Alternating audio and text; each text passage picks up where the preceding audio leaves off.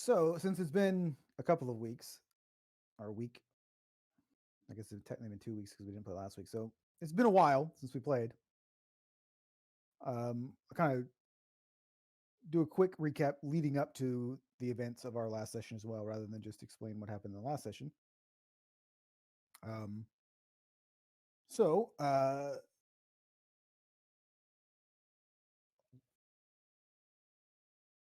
prior to our last session, our intrepid adventurers, Soren, Lena, and Ivar, uh, accepted a job from the somewhat mysterious new leader of Orn Kaima by the name of Alistair Kane.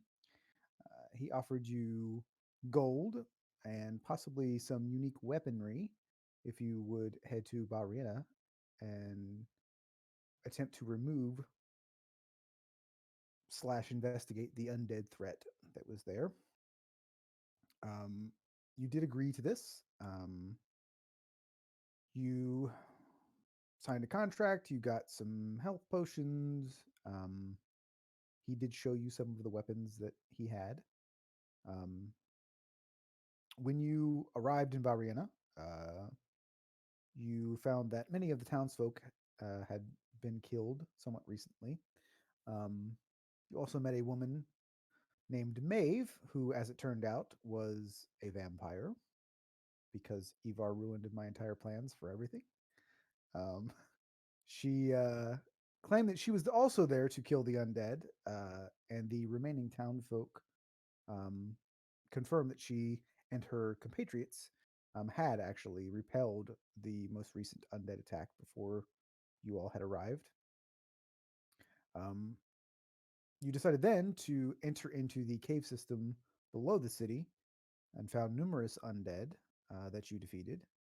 Um, you proceeded to explore the cave further, and this is where we are in our last session, um, where you came upon the elven woman you had previously met in Bariana, Nyla Hadril.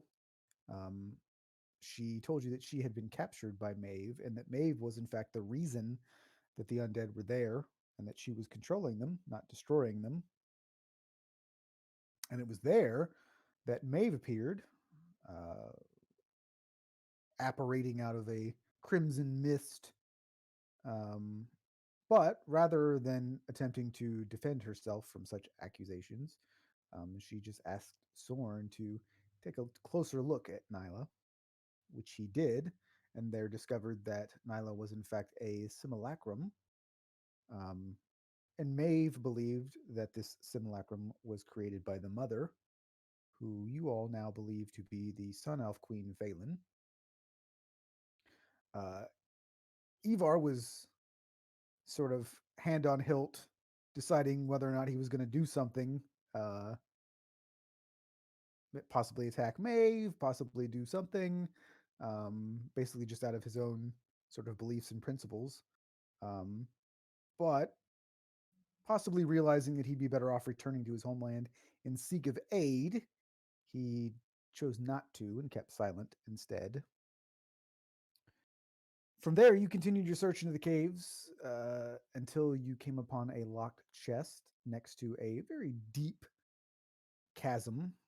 Um, you were unable to unlock that chest by conventional means, so Soren made the very wise decision to and very stealthy decision to cast the knock spell to open it.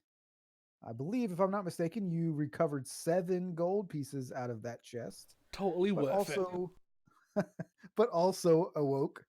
Um, all as players, we discovered, though I don't think your characters did or would know, that you awoke a death tyrant from the Underdark below. So it was actually a pretty intense battle, and you all held your own surprisingly well. Um, Ivar, uh, possibly the wisest of you all, urged you to run, which you all basically ignored. But in the end, that decision to ignore Ivar led to his death. as he was disintegrated by one of the Death Tyrant's rays of disintegration. Um, from there, you gathered your spoils, 7 gold pieces and the like, and returned to the service. Um, and through various conversations, you learned that Maeve um, was, in fact, the Archon, who is the leader of a group called the Disciples. I believe you all recognize who the Disciples were, um, being a world famous organization of spies, bounty hunters, and mercenaries. Um, and you had asked Maeve to provide you with sort of a letter confirming the actions that you took in the caves, which she obliged to do. And as you were leaving the city, you came across a man who introduced himself as Anto, and he informed you that he was a member of the Disciples and that Maeve had asked him to travel with you.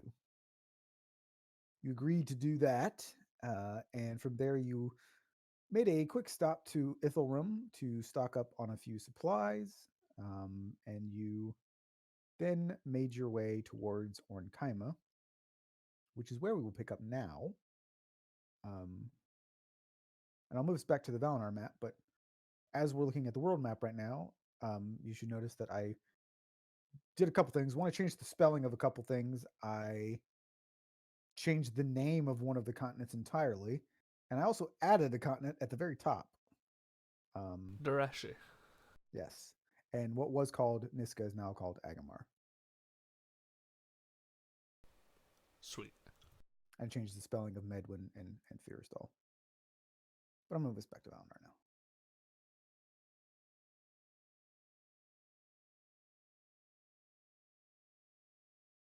So at this point, I would say that you have not quite reached Orn Kaima, so you could possibly be on your way there a little bit, maybe say maybe an hour or so away. Obviously, not traveling on the road, probably skirting through the woods, given the fact that you're not in any real hurry to go anywhere near Tessera or any roads close to it.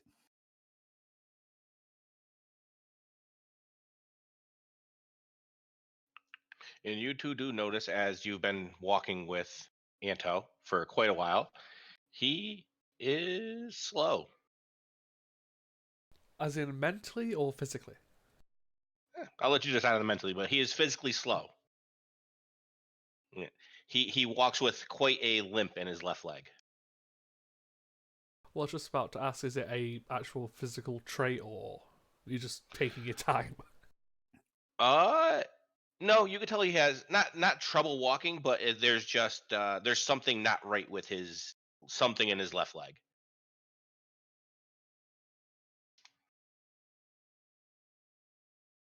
And I mean, well, actually, no. Neither one of you have high perception, so you wouldn't notice anything. Never mind. I got a plus We. 5. Oh, I thought we were like the least wise group ever before. No, I'm the wisest one now. My bar's not bad, but no. His like around his left knee, his armor is like extremely heavily reinforced. Anto, if you don't mind, what's wrong with your leg? He kind of just like looks down as your guys are walking, and he just, eh, it was my knee was crushed by a horse when I was young. A bit of a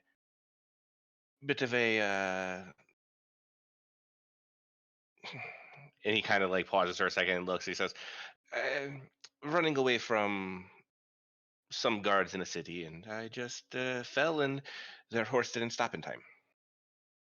Ah, I see. The work's okay, just takes me a bit longer to get going." Well, that's perfectly fine. I was just curious considering the amount of plating you have.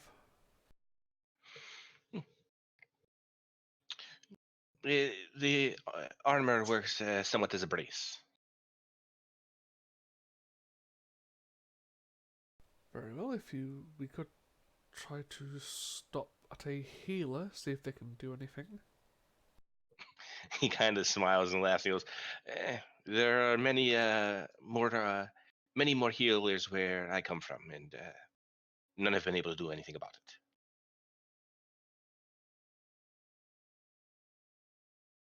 Well, the offer's always there. He kind of just nods and keeps on walking. So if you ever want to take him out, I'll just kick him in the leg. Hmm.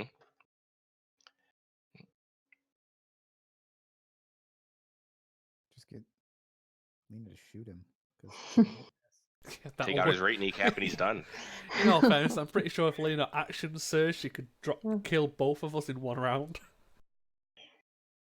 More than likely, yeah. The thing that she's good. just Kill Bill over there, just like firing, guns Yeah, everywhere. thank God this wasn't Ayla.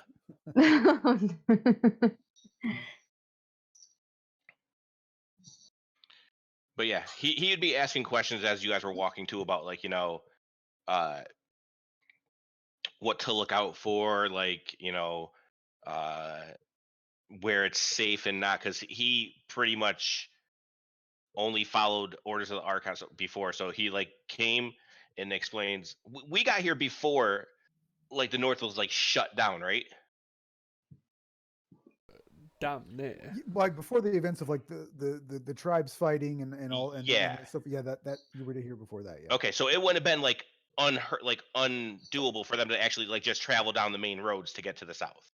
Yeah, you probably would have been able to do that. Okay. At the time. So yeah, he'll explain to you that the last time he was up north, that's the way they went and stuff, and he's just wondering what would be the safest way to stay out of any sort of trouble or any sort of stuff like that is now. Well, for yourself, you shouldn't really have any issues as long as you don't openly cast any magic. Same as Lena. I thought that she was wanted. More wanted by proximity. Yeah, I don't actually have a wanted poster out. Pretty sure. She also changed the part in her hair, so it looks totally different now. Is it wanted by a specific city or is it by the national government? Seems like it's by the government. Yeah, the Inquisitors based in Tesra. Right. Well, that is one group to not cross paths with. Well, not yet anyway. I still don't appreciate them raiding our lodge and throwing us into jail.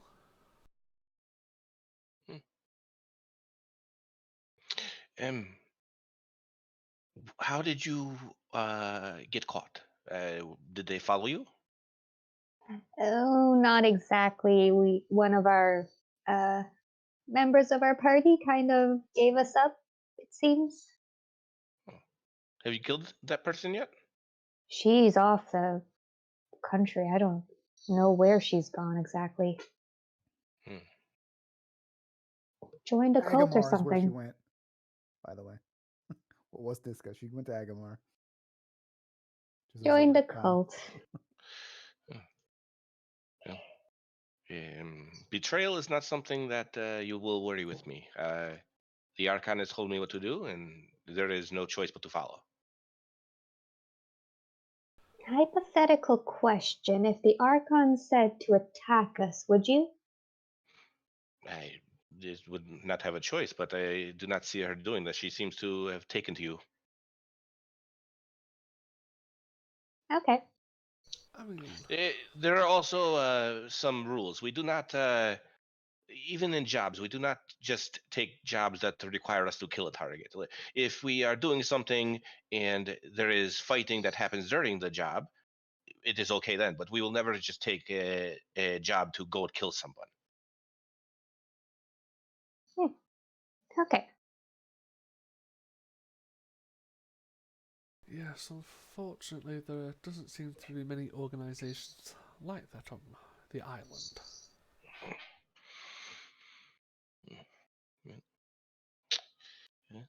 Then best to keep those who you trust in a very, very small group.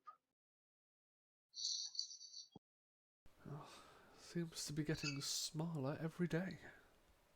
Yeah, we're trying, and then stuff like the betrayal happens or sudden death. Hmm. Yeah, it is the way of the adventurer, but I understand. It is definitely a rather large setback.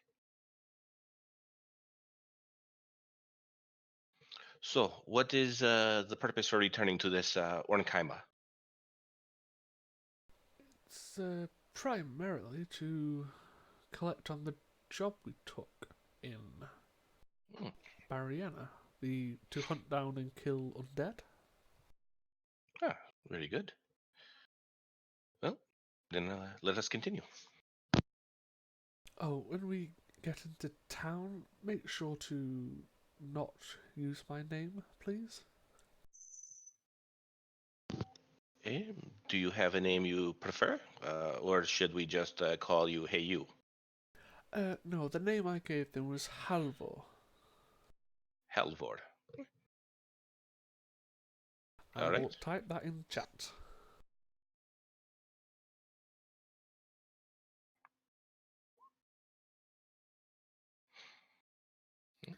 So I will say that you guys were having these discussions as you approached Orn Kaima, and since you guys have been gone, and at this point, I mean, probably for well over a month or so, travel time wise, and not exactly sure how long you would have spent in Bahrain itself, and then you stopped at Iltharum.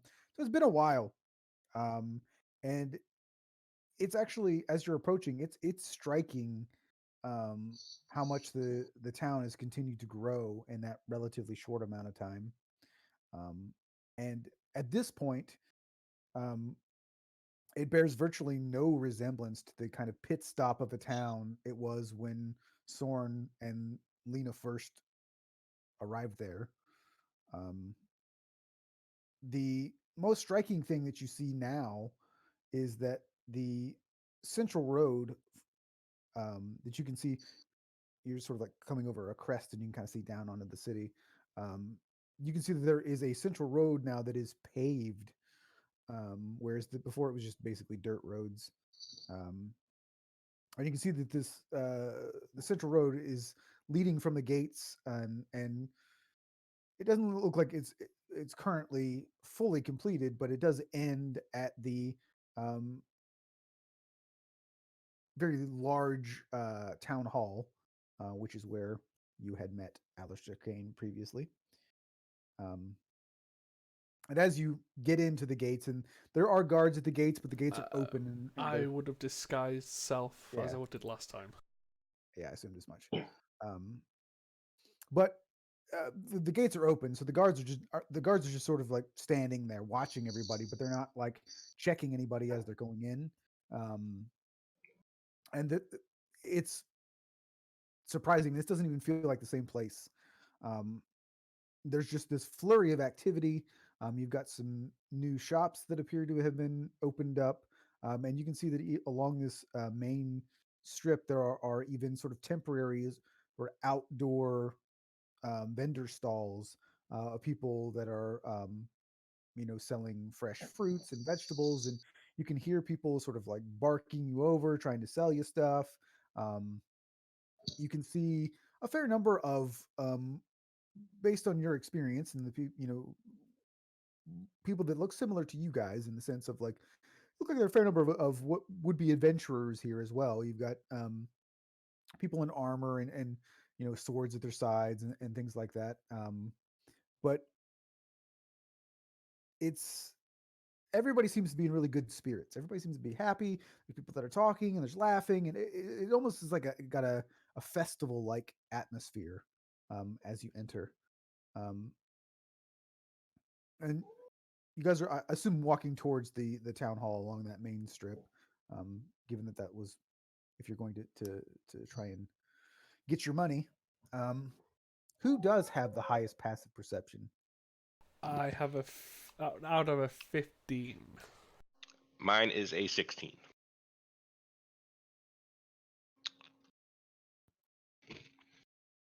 All right. So,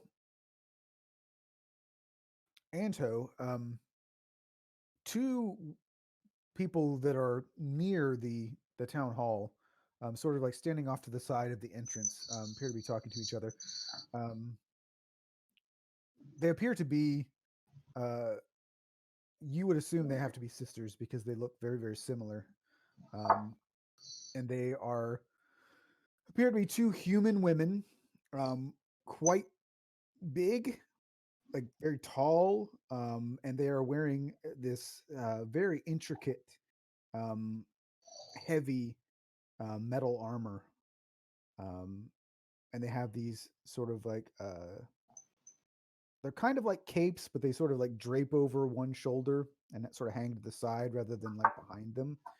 And you can see that one of them has a shield on her back, um, and the other one has like this very like heavy, intricately crafted mace hanging at her belt. And on the center of their chest plates, you can see um, the symbol of a, a red shield, sort of like with gold inlay around the outside, and a flaming sword in the center of that shield. Do I recognize that as like a religious symbol? You were the one that would recognize them, and then you might, I would say, because they kind of stand out in the crowd here. You might point over to, or I would actually point over to either one of them and just look at the other two and say, "Is religion not frowned upon here?" And not just point to the symbols. so I guess everybody do a religion check. Well, both religion and magic is generally frowned upon.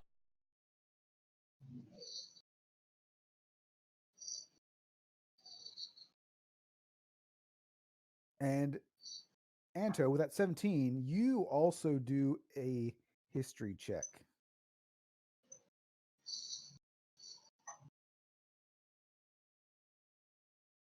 So, Sorn and Anto, you both recognize that that is the symbol of Tempest. Um, and Tempest is the god of war, battle, and warriors. Does actually have a history with our favorite gods, Saloon and Shar as well. But that is the symbol of Tempest. And Anto, given your connection um, to the disciples, um, I'll say you don't know this 100% for certain, but if you had to guess, there are a famous pair of adventurers um, who are sisters um, that call themselves the Valkyries of Tempest. Um, and the only reason that you're not 100% sure is it just seems very unlikely that they would be here. But it's odd because these two are obviously sisters. You wouldn't, I wouldn't go so far as to say that they look exactly like twins necessarily, but they look close enough to be very clear of their relation to each other. They both have sort of blonde hair, but they're both probably, I mean, they're both over 6 feet tall, um, quite big for humans, women especially. I, And I and kind of and, just and they're not just tall. They're not tall and thin. They're just these are big ladies. Like you would, they look like they would beat the absolute heavy crap out armor, of you. big weapons. Yeah, they're pretty intimidating looking. I kind of just look at him, and as I'm pointing, like once it like kicks in, I immediately put my finger down and like look the other way and like just motion like point the other way to like grab the other two attention to look the other way too. And I say, probably not the women that you want to have notice us looking at them without. Perhaps it may make them upset. Um, I'll give you a little bit too. If they are who you think they might be, um, one of them is a paladin, and then the other one is a cleric. and they have quite a long list of sort of impressive accomplishments, um, and they are known. Um, they have a very different reputation than like the disciples do. Whereas the disciples are, I wouldn't say that they're viewed as being like from like it's not that they haven't necessarily have a bad reputation. It just in certain circles, like they're not viewed as heroes, I guess. The Valkyries of Tempest are like they are the righteous hero type people. Um, Okay. the disciples are they take things that are a little less savory. So in certain circles, the disciples are viewed as heroes, but to the general public, the disciples they're not They're necessarily viewed. mercenaries. Yeah, they're not viewed as evil necessarily, but they don't, people don't look up to them or anything. Yeah. Mhm. These are beacons of good. Yeah. I'll look to the other two and I'll just say, I have never seen them before, and I cannot be sure, but I think those two might be a very, very famous uh, family from another continent. Oh, do they do good then? Yes, that's how the stories are told. I believe both are divine warriors for their god. Well, this is definitely not the country for them. Although it seems we're attracting a lot of religious based people. Yeah, seems so. Real quick, what do the disciples have nothing to do with religion, right? Nope. Okay, they're just like literally just mercenaries. There's no like goal for them. Okay. Would I know who had hired us to come here, or would that have just been an Archon only thing? Yeah, I mean, especially when it comes to the undead, the rest of the disciples kind of have the notion that that's more of her prerogative rather than necessarily someone hiring them to do. Okay, so this was kind of like a job she wanted to do rather than what we were paid to do. Correct. And also, I won't give the other two details. I gave you some of the details about like the number of people involved in Mm-hmm. the disciples. So they would never all be in the same place at the same time. So if you came along with the Archon, it would have been you and maybe like five or maybe four others total. So Okay. right now it would be her and three others. Okay. All right. Well, this man who gave you the job, perhaps he will know a bit more about them. Probably better to ask around before we just go talk to them, if that is even necessary. That's a very good point. We should try to speak with Alistair first. Will I be welcomed in, or will you have to tell him that you have someone new? I know some people like their privacy. Well, you can come with us and we can explain what happened. And perhaps keep mention of disciples down. It is not something that we go around just telling anyone. Understood. Gives a nod and just kind of looks down at Tara and gives it. Oh wow, fucking Tara! Holy shit, I'm out of it. Looks down at Lena and says, "Are you all set too?" Yes, I'm good. Mm, And I guess we go towards the big building, following the road. All right. Give me just a second here.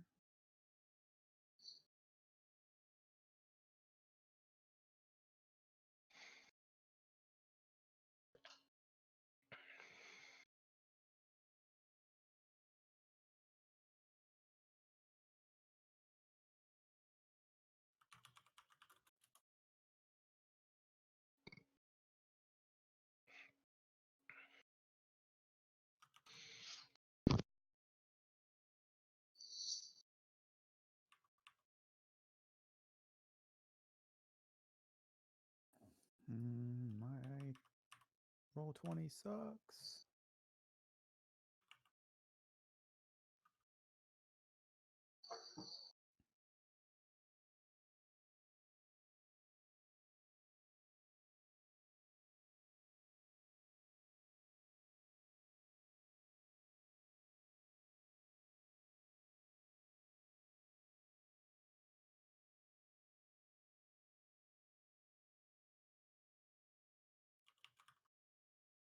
All right.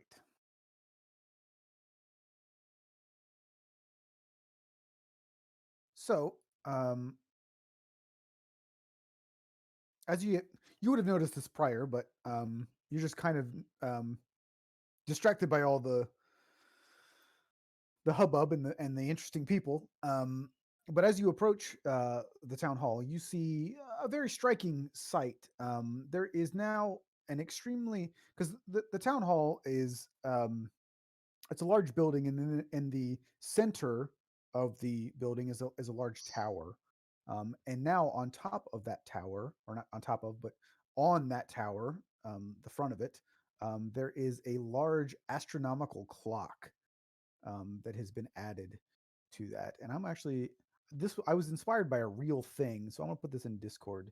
Um, so this is actually in Prague, the Czech Republic. So um, that's basically similar to what you would see now. This astronomical clock that is now up on um, the tower of the town hall. It's obviously very nice, very beautiful to look at, very intricate, and you can see as you approach above the doors,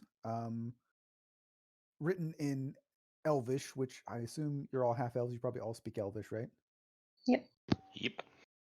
Um, you can see that it says "Welcome to the Orn Kaima Town Center," and then there's this is a sort of a bronze plaque that is mounted above the doors, and on the side of the doors, you can see a smaller plaque that says Magistrate Alistair Kane on it. Um, and as you enter the hall, you can see that there's been a bit more furniture added. You can see there is a young man at the reception desk, whereas last time you were here, if you'll recall, Alistair was alone in this large building. Um, the man that is behind the desk there, he currently seems to be the only person. Well, he's the only person that you see. He looks like to be a rather tall, dark-skinned human man with short hair, very short but well-styled beard. Um, he's wearing quite formal but professional attire. I guess I don't know what it would be, but sort of the equivalent of what like a business suit in our world would be. I don't think that they would necessarily wear that here, but the equivalent of is what he would be wearing. Um, and as you sort of enter in, he is writing something, and he looks up and sees you all and says, "Ah, welcome, weary travelers. We're glad to have you here in Ornkaima. I assume you've heard about the great works of our magistrate and are here to seek an audience." Yes, we've actually already met him. We did a job for him and now we're back. "Oh, well, all the better then. Um, he's just finishing up with a group now, and he should be free after that. If you'd like to take a seat, could bring you some water or tea or coffee." Or Oh, tea would be nice actually. he kind of looks at the other two. I'll be fine, thank you. I'm kind of still waiting at the door and look at them like, I was not here last time that they met him. Am I welcome? Yeah, yeah, come on in. Yeah, he just motions you to Hmm? come in and Tea would be amazing. be right with you. And you see that he sort of walks around the front of the reception area and kind of goes back into a door to the back. So for the moment, you all are in a rather large sort of waiting room, I guess. Um, you can see that there has been some very nice fine art added to the walls. There are a few tapestries. Um, it's quite nice in here.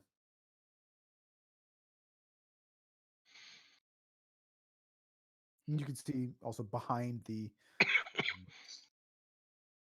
the reception desk is the a very large sort of oak door where you know that's sort of to where Alistair is.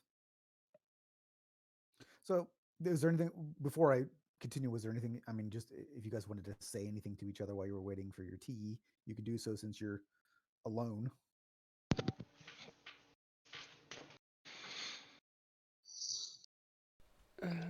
it seems that this Alistair doesn't care much for the rules of Valinor. He seems to be hiring quite a lot of people with abilities. Mm. Yes. Well, eventually someone would have to be willing to tell the Empire to go fuck itself. Well, that's easier said than done when they have a army who can cast anti-magic.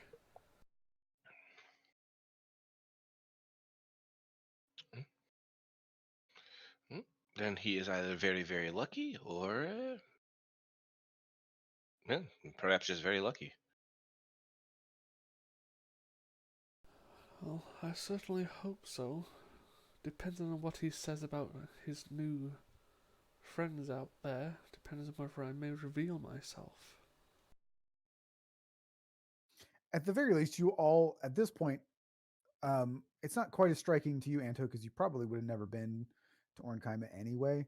You may have passed by it, but the amount of money that it would take, not only to just build the things that have been built, but to build them in the amount of time that they've been built, is a whole nother thing entirely.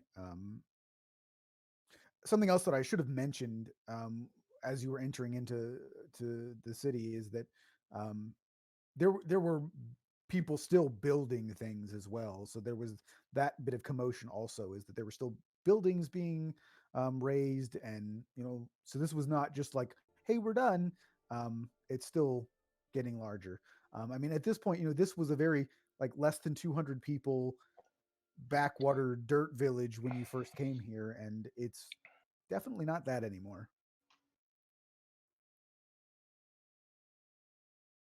Yeah, which raises a lot of red flags.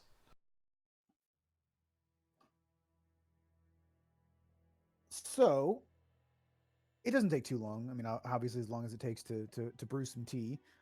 But the the young man comes out, introduces himself as Bryson, and hands you all your tea, which is um, quite nice. It's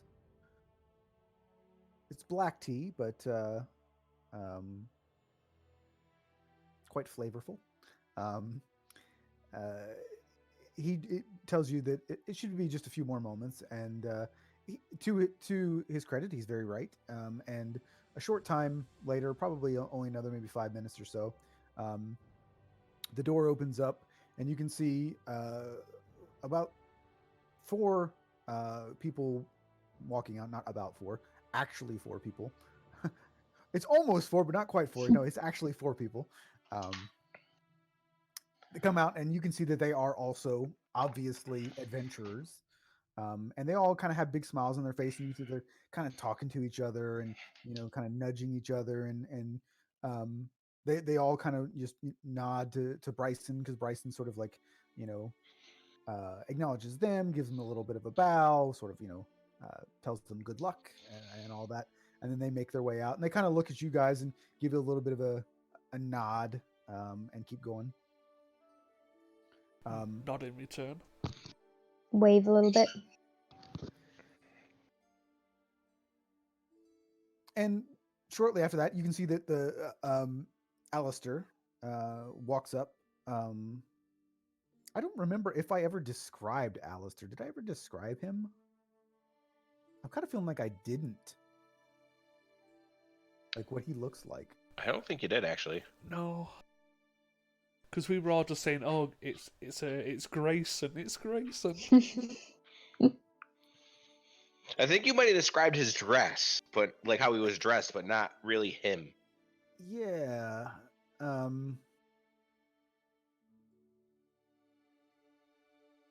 So I have these weird memory, like I may have said something, but not quite. But regardless, yes, he's very well dressed.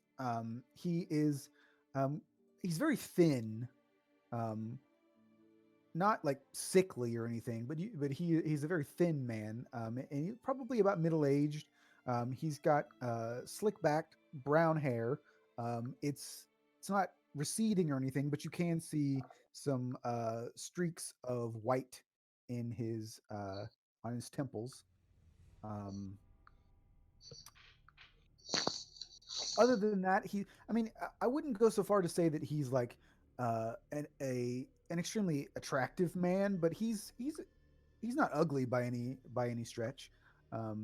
He's um I almost normal. Like he's nondescript. Like aside from his attire, um, he wouldn't stand out in a crowd. I guess is a way to describe him.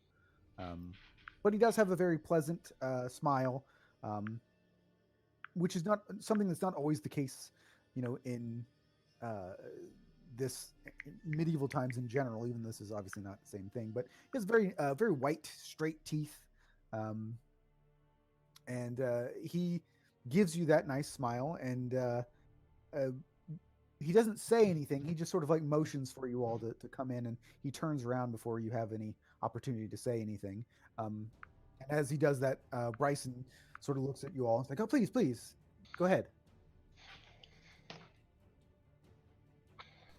I get up and I make sure everyone goes into the room before me, and just like look around and just see if I notice anything weird.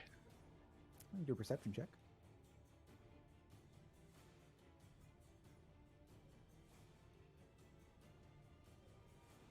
I mean, nothing really strikes you as weird. I mean, Like I'm specifically looking for stuff that's like that could like monitor people. Like, was there anything like that was like listening to us while we were in there by ourselves, or any way like I see that they could have been like watching us or anything like that, like typical paranoid type stuff.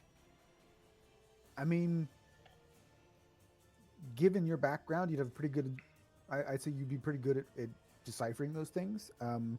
And it all seems pretty on the up and up, really.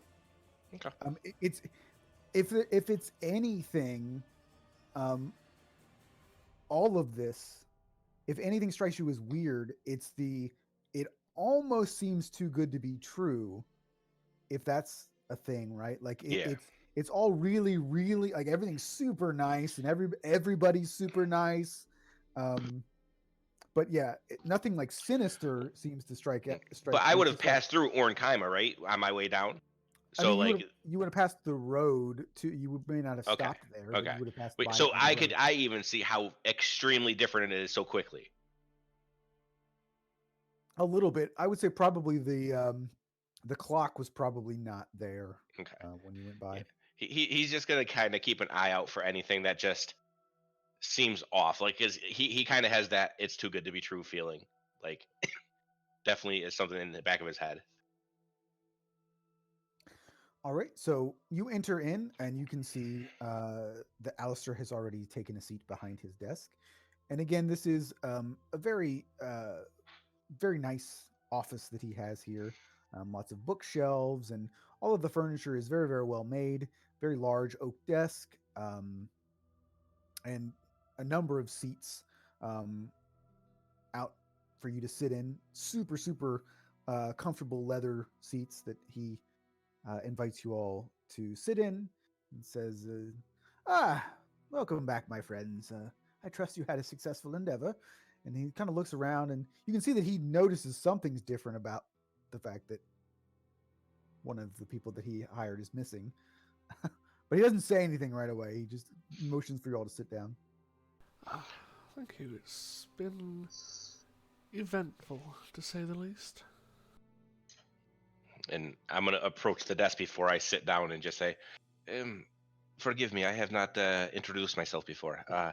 My name is Ento. I come from very far away, and I have recently met these two."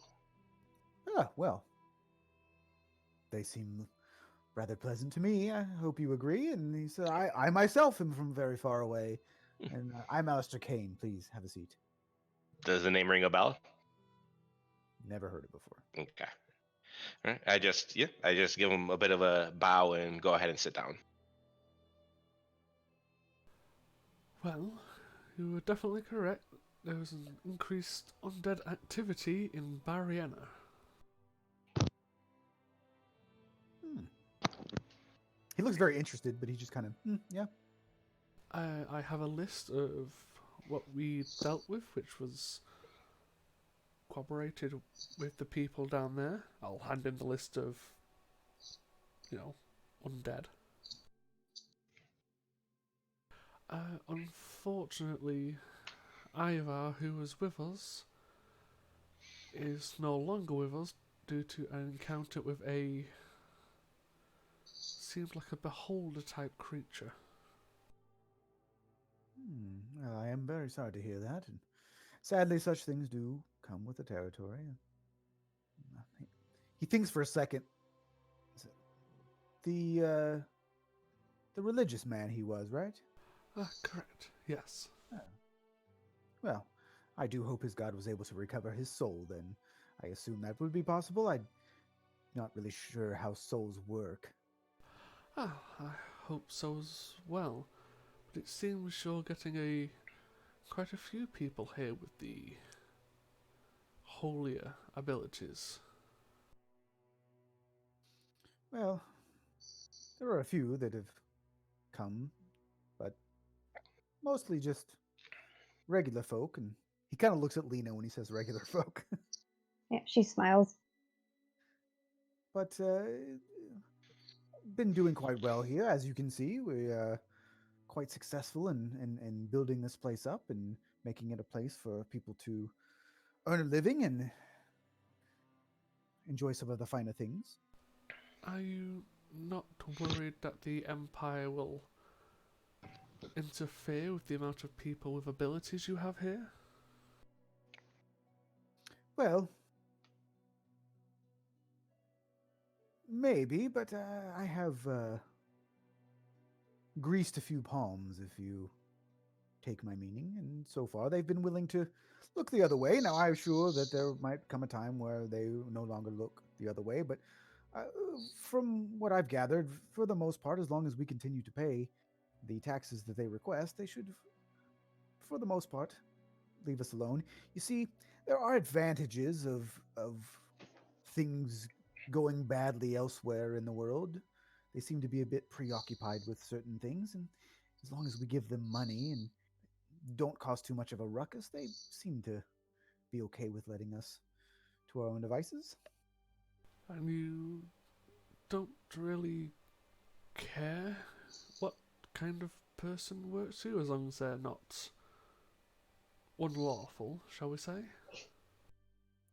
Well, I suppose that if somebody's willing to work on my behalf and not anger the people that could cause us problems, then sure, not entirely looking to judge people on things that I may otherwise be disinclined to deal with, but Would, more about results than worrying about the past.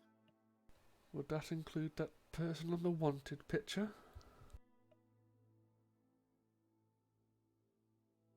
Well, I don't know if you've walked around town too much, but I'm sure there's probably some people out there that have their pictures posted.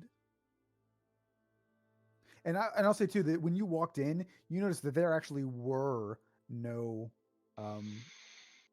posters anymore, and in fact, the job board that you used to go to on Orn Kaima is completely gone. It's removed. Um, and in fact, the inn that you originally went to, which I don't remember what it was called right now, it was actually taken. It was destroyed and replaced as well. Most of the original structures that were here when you came in were wooden structures, and everything that was made of wood has essentially been taken down, and whether it's stone and brick is now replaced everything.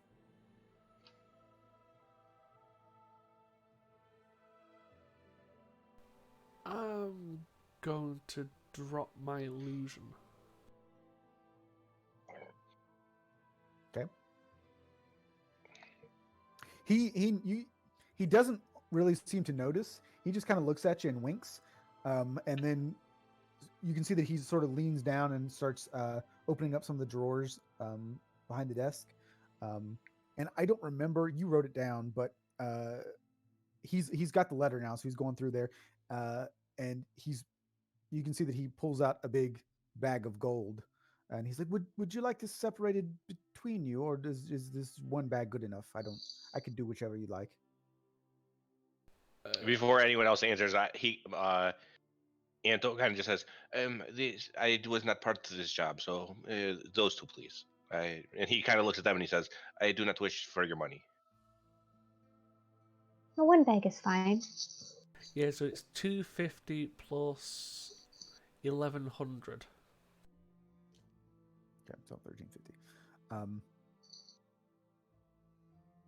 And we'll say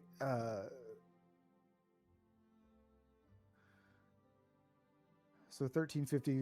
We'll say that 500 of the 1350 is in platinum pieces, and the rest are in gold.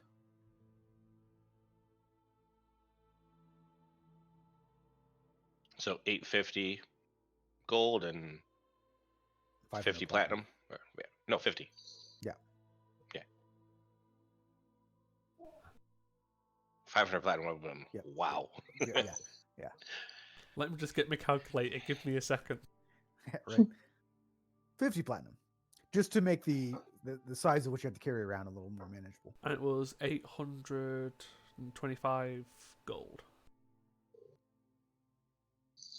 Or was it 850 gold? I think it was 850 because it was 1350. So 250 and then 1100. So yeah. So 850 gold and 50 platinum. And you can see that he at the letter, because you would have also included obviously if you'll remember the Archon signature, which was an owl with a sword in its talons, and he says, I've heard of this Archon. Did you meet this person?" Yes. The Archon was actually the one who we had confirm what we had done. We thought that would be a reputable source of confirmation for you. Yeah, well, if the rumors are true, not certainly someone that I would want to disagree with, but it works well for me. But, yes, are there any other jobs you are offering? Well, as you can see, we've had quite a bit of people coming in, and I've sent them off on most of the jobs, but I do have one job available at the moment. It's mostly just an errand, really, and you wouldn't happen to have any interest in going north at all, would you? I think that depends on where. Well, it would be to the forest south of Baranor. Forest probably has a name, but I haven't given it one, so it's the forest south of Baranor. Is there any particular reason for that destination? Well, you see, there is an old abandoned outpost that one of my associates left a rather valuable item that I need to recover. And you are, of course, welcome to take any spoils that you may find in the stronghold, but the item in question is rather sensitive in nature, and I would certainly have to ask for your discretion. And suffice to say that the item is extremely rare and valuable, and I'll just say that you would certainly know it when you see it.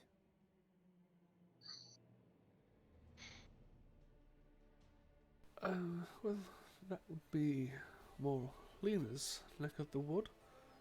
Would you be comfortable going up towards Baranor? Yes, I think it should be fine. And maybe you can get a hand. That'd be very helpful.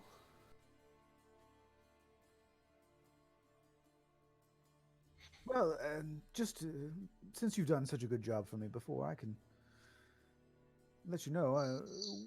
I had shown you some of the things that I have available to people who work for me, and I'm a bit of an inventor, a crafter of sorts, and all those weapons that I showed you are armor and things that I created myself. And this item that I'm looking for, I don't really plan to use the item itself. I plan to sell it so that I can acquire some more materials to use to make some more of my items. I'm also running short on materials, which is what I have most of the people that I'm hiring out looking for. Is they're getting me some of the more rare materials, and if you're interested, that depending on how successful they are, that might be something I could also hire you to do. And you seem capable. If you killed all those undead, a lot of the items that I require come uh, from beasts and things like that. So if you're up for some monster hunting, I might have some of those things available at some point. But for now, the just recovery of this item, and then if you have business in Baranor, then you can certainly go there as well. And I'm not in any particular. Doesn't need to be done immediately. Well, immediately, you know what I mean. Not super Mm, quickly, but certainly don't drag your feet. Of course. And if you're interested, I do have a contact in Ithilrim who may be able to get you materials from the Underdark if you so require. Oh well, that's certainly something I might take you up on. I If you don't mind me asking, if we are going to be traveling in the forest anyways, are there any certain beasts we should be keeping eyes out for? Yes, I do have a list. Let me see here. Because I actually have a list and I just don't know where I put it. So give me a second. Let's see.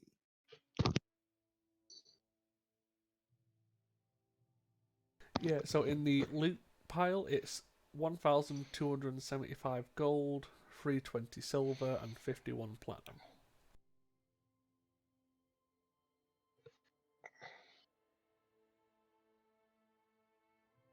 I vote next time we go to Ithilrim, we get a bag of holding.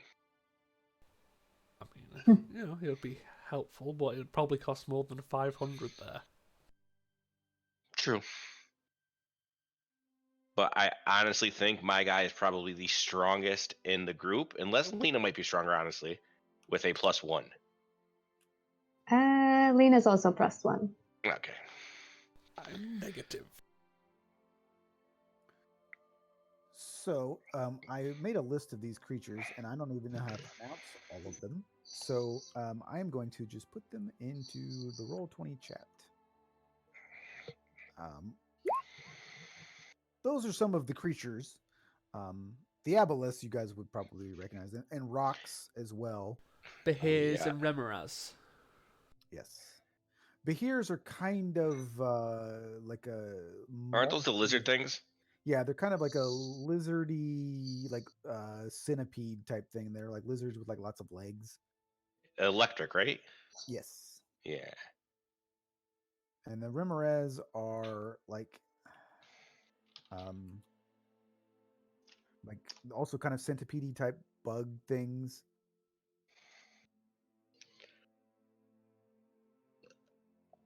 All right, can I do like any sort of check to see if I know, or I'll actually just look at him and say, um, and are these creatures habitats forest or other place? Uh, it's difficult to say. You probably could find them. The Behirs probably not. They tend to be more cavern dwellers.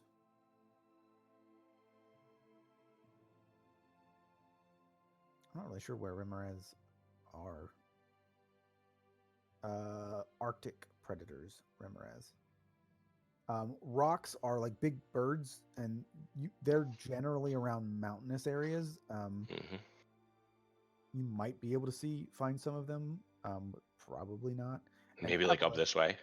yeah, like those mountains, which I also have a name that I didn't put on the map, but I said that before because it's where the orcs are. Forgot what it is because I'm an idiot.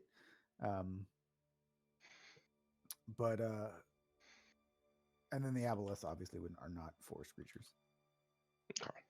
They're more aquatic. Yeah, sure. Well, we all seem agreed on doing the job, so I don't see why not. Although, now that I say that, I mean, it's, I guess, like, this is like an absolutely ginormous lake, which probably also has a name that I haven't given it yet. But there is possible because aboleths do reside in very deep lakes. So, Loch Ness Monster basically could be in there. Okay. That works for me. So yes, what are the terms you wish to put forward? Well, seeing as how I'm not exactly sure how much I could sell this item for, I can give you 10% of the sale price. What else would you be interested in having for your services? Well, myself personally, I had my eyes on that whip, but I was going to pay for it out of my share of what we received for the undead job.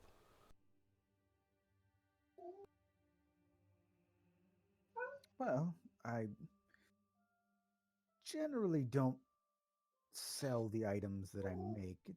It's more of a, I don't want to say a loan because it's not like you have to give it back to me necessarily, but it's more something that I give to those who are, It is to be earned. well, earned, but also just someone who works for me. I don't want people who I have no association with using these items. They come at a great cost to me directly for work and labor, and I don't want them to just have some random mercenary carrying them around.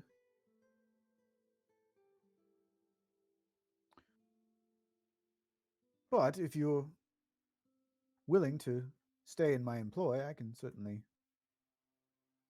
offer you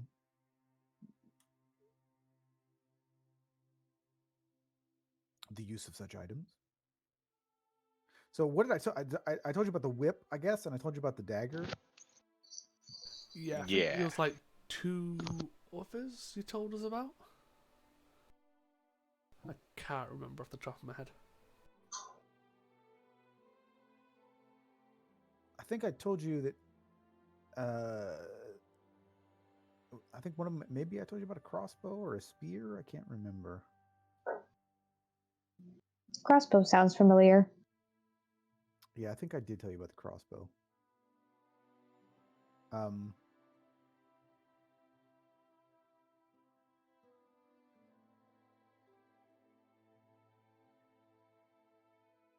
but yeah, he offers if you'd like, since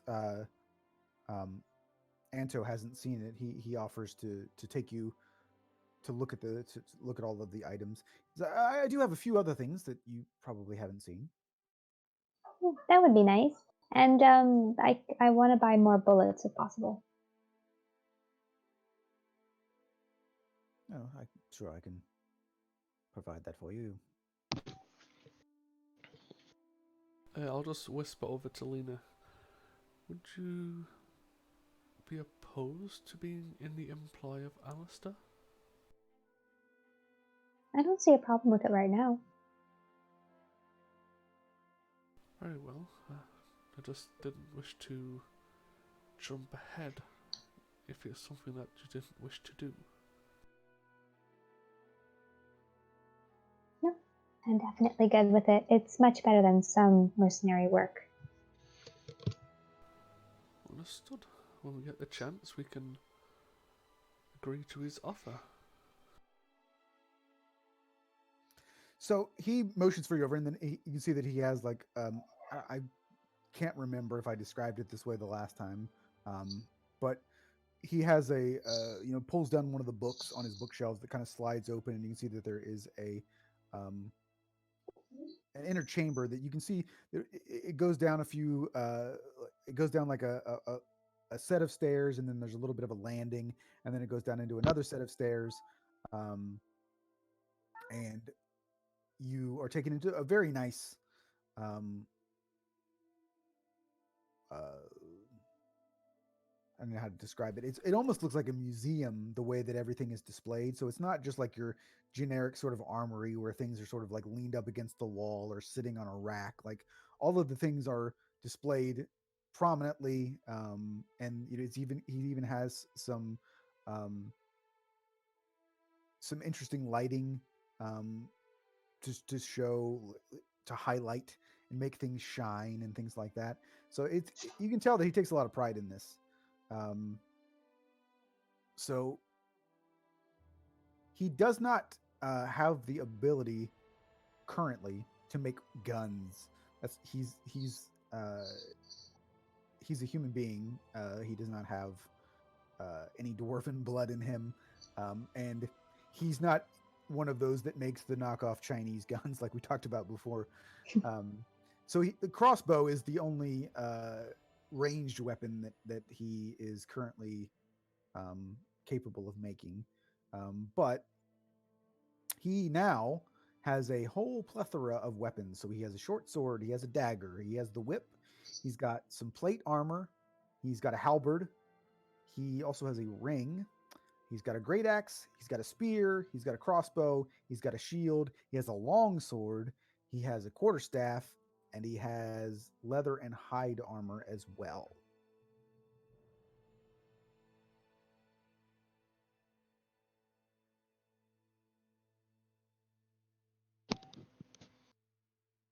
So, if there's anything that strikes your fancy, I can give you more details about what the item is slash does, because they are not your ordinary. I mean, for all intents and purposes, they're all of them are magical, so they all have benefits to them um, that I would have to.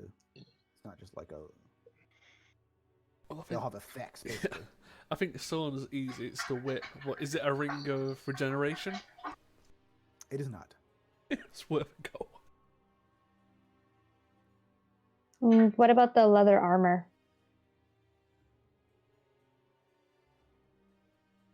So, this armor is called a thief's second skin.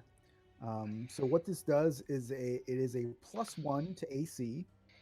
You suffer no penalties for sleeping in this armor and can conceal it under normal clothing. When you would be hit by an attack, you can use your reaction to turn that hit into a miss and teleport up to 30 feet to a location you can see. And you regain the use of this ability after finishing a short rest.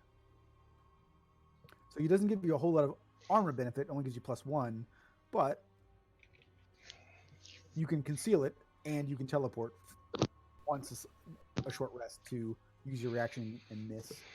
That's still pretty good. It's not bad. It's not bad. I'm gonna try to balance these things. No, that's fucking that is amazing.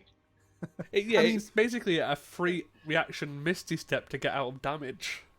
Yeah, and it's on a short rest too, which is pretty powerful. What does Lena wear light armor? Yeah, we Yeah. so does Oh, I thought you Sol. were like medium. Because she's a dex based. Yeah, I still thought it would have been medium.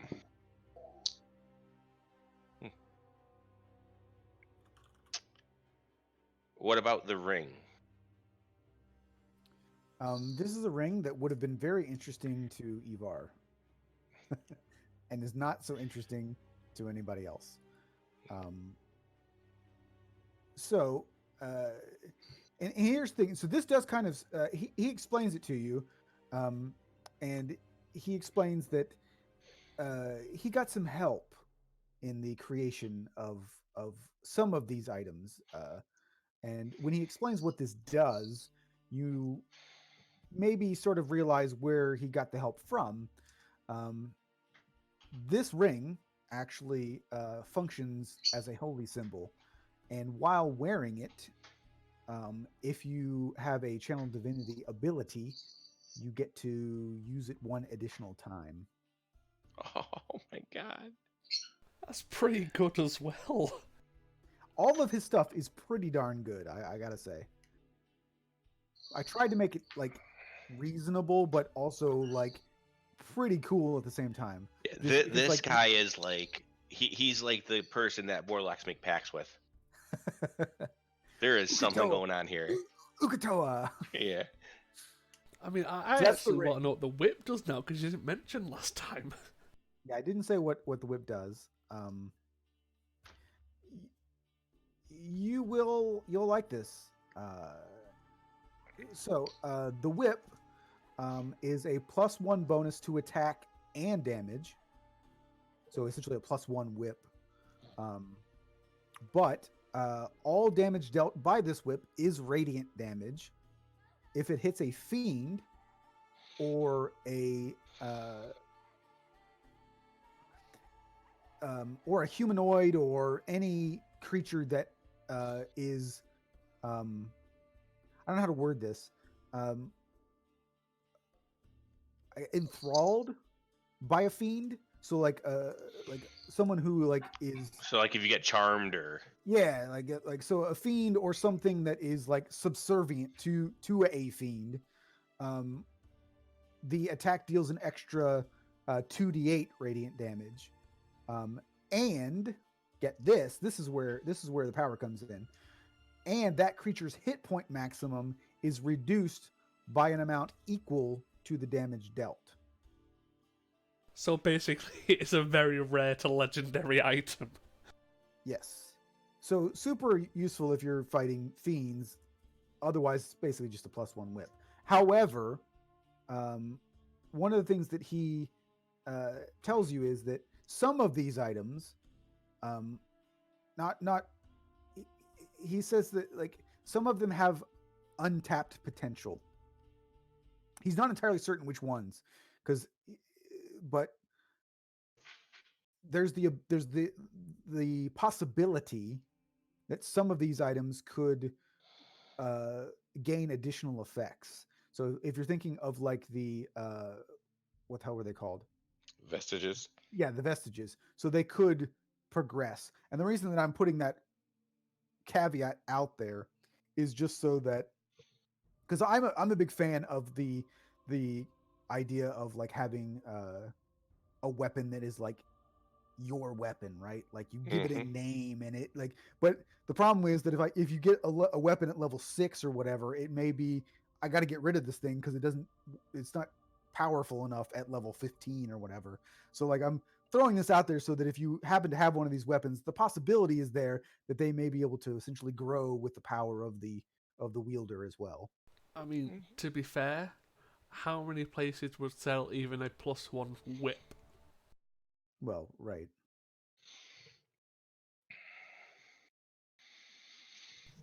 All right. Well, just because I'm pretty sure every single one of us wants the armor. Oh no, I don't want it. I just want the whip. Oh. Because What is? you all wear light armor. Yeah. What Yes. is the crossbow? Um, he also has hide armor. What is the Hide is I think medium. yeah, hide it is medium. Yeah. So you don't get all your dex bonus. You only get I think +2 or 3. So I'll tell you that the hide armor is troll hide armor, and at the start of each of your turns, you can roll 1 hit die to recover hit points. Oh. So the crossbow is called Penitence. And it is a +1 to attack and damage rolls. So +1 crossbow. And when it hits a target, that target must make a DC 16 wisdom saving throw on, and this is why it's called Penitence. On a failure, it spends its next turn on its knees begging for forgiveness. Once the creature has failed its saving throw, it is immune from that effect for 24 hours. So it basically gives a free round of advantage. Basically, yeah. So it is because it's on his knees, so it's not.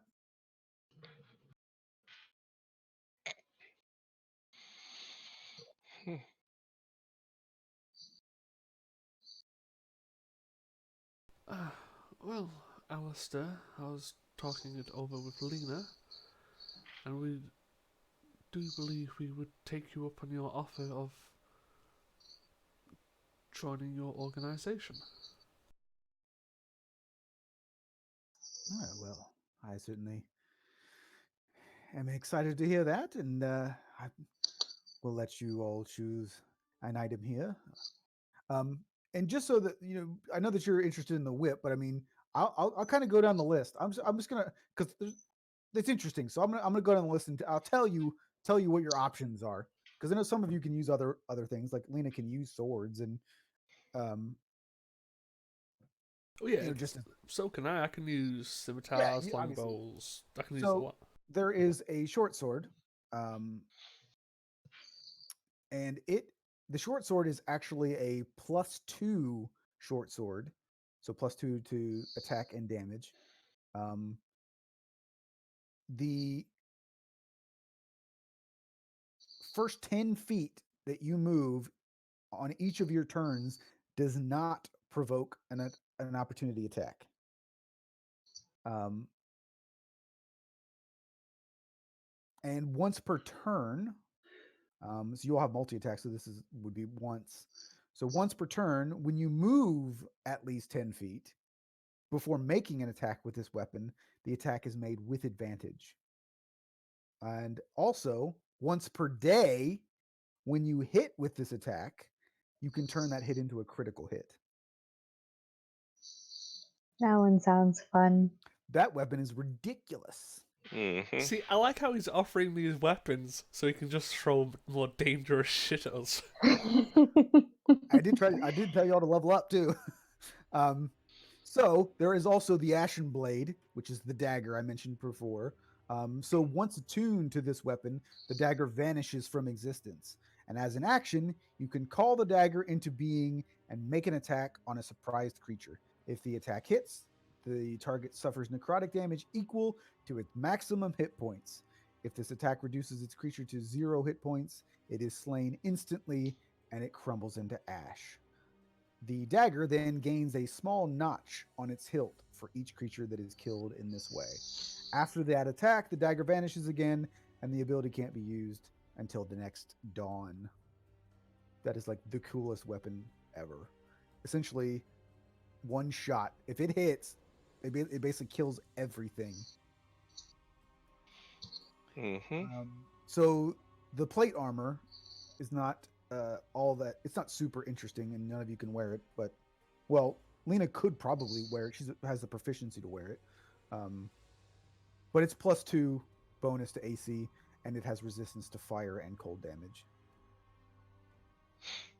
The halberd for Bjorn is a +1 halberd, and once per turn. Again, once per turn, when you hit a creature with this weapon, you can deal 1d10 slashing damage to another creature within 5 feet of the target. So it's kind That's of like nice. an AoE halberd. Yeah, Yeah. 3 damage because of the triple pointed end part of it. So then there's the great axe. If you all were cool enough to have a half-orc barbarian, it is a +1 great axe. When you miss with an attack, you can choose to take 7 psychic damage to re-roll that attack. The damage you take increases by 1d6 each time you use the ability, resets to 2d6 after you finish a long rest. So it's kind of a barbarian weapon. You basically, if you miss, you can take damage and then re-roll it. That's basically what it is. So it's not like as crazy as some of the other ones, but it's definitely a barbarian weapon. So that Mm-hmm. because you have to have enough hit points to take it. There's the spear. which is a +2 spear. And all damage done by the spear is thunder damage. And as an attack, you can teleport up to 60 feet to a location you can see. A thunderous explosion happens at both your starting and destination point of that teleport. Creatures within 5 feet of either of those two locations has to make a DC 16 Constitution saving throw. On a failure, it takes, get this, 6d8 thunder damage and is knocked prone. So on average, that's like, +2 spear of thunderclap. basically. A success has the damage and prevents them from being prone.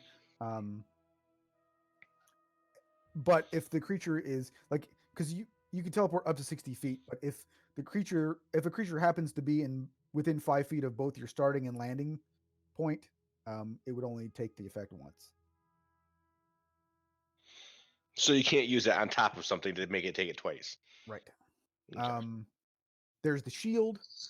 As a bonus action, you can activate the magic in the shield to gain supernatural reflexes. For 1 minute, attack rolls against you cannot have advantage. And you can only use that ability once per dawn.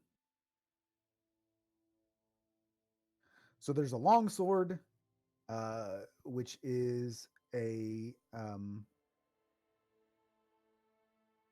+1 bonus to attack and damage. And then when it hits a target, they have to make a DC 16 Constitution saving throw. On a failure, the target gains an open wound. At the start of each of its turn, it loses 1d6 hit points for each open wound.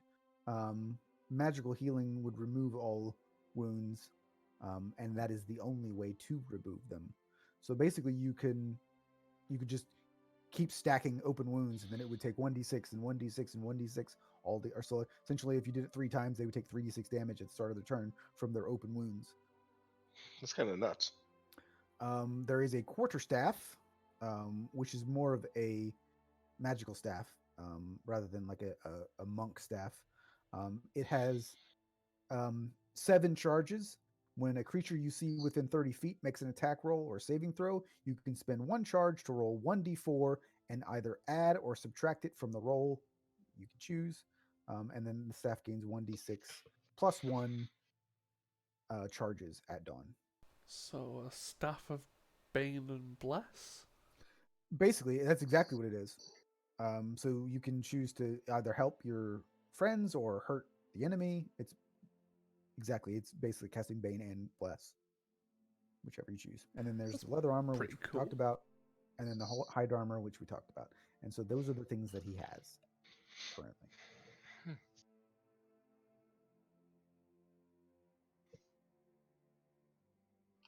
So the swords are pretty cool. The crossbow is pretty cool. The dagger's freaking cool. And then you got the leather armor, which is cool. I would say Lena's still definitely interested in the short sword. Yeah, I think thematically, I'd definitely go for the whip. All right, so I'm going to post this for you. I'm going to post these things in, because you're going to have to make them, obviously, yourself. So I will post these in Roll20. So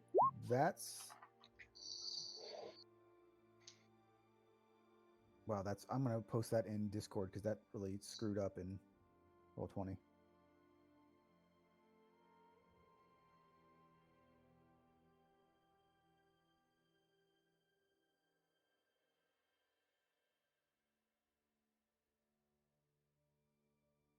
So that's the whip, though. So I'll post it.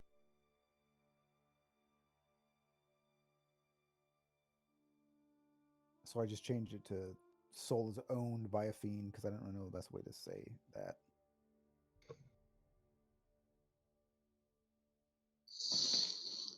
So that's what the whip does. And then the short sword. Oh shit, it's a +2. I thought it was a +1.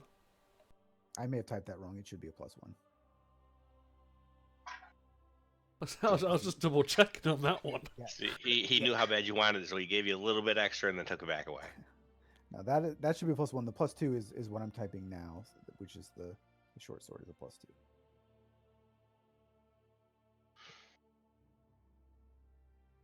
And I have no idea if this guy would give me anything since I have not worked for him. But the armor Well, if you, is amazing. if you're accepting it to work in his employ, then he would. And as a member of the disciples, you're not like uh, outlawed from doing that. Okay, so like I mean, yeah, because I kind of from what you have told me, it kind of is like whatever you need to get the job done, kind of do it. So yeah, I will accept his offer as well. Tara, I'm gonna get rid of that, and then I'm gonna DM it to you because it's too hard to read because it just merged with the whip, so it would be easier to read if I just send it to you directly. Okay. And then I will do the same thing for you, Mike, for the Alrighty. Thieves' Second Skin. And I did say +1, right? Because that's what I wrote Yeah. down. Okay. Yep. Which still equals out to my current armor. I'm like second guessing myself now that I typed the other one wrong. So now we just need to make Lena a gun that can fire the short sword. Well, I mean that's the thing. She's just gonna be ridiculous now because if her gun misfires, she can just pull out a +2 sword and hack things to pieces. So Yay! Well, I can not to run away mention, easy yeah, too. absolutely. It's like, oh, hey, someone's on me. Let me just pull this sword out really quick. yeah, I mean that's cool. You can start the battle by running in, swiping with your sword, and then teleporting back and pulling out your guns. Like that's pretty damn cool. Right. But yeah, like I said, so you guys are all level 7 now, right? Yes. Mhm. Yeah.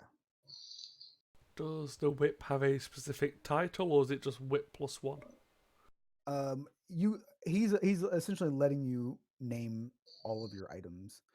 They do the whip didn't have a name, like some of them did. So the dagger had a name, and the armor was called Thief's Second Skin, but you can give it a different name if you choose to. Like you should name it after Simon Belmont or something, right? Castlevania Whip. I just named the short sword Fancy Steps. There you go.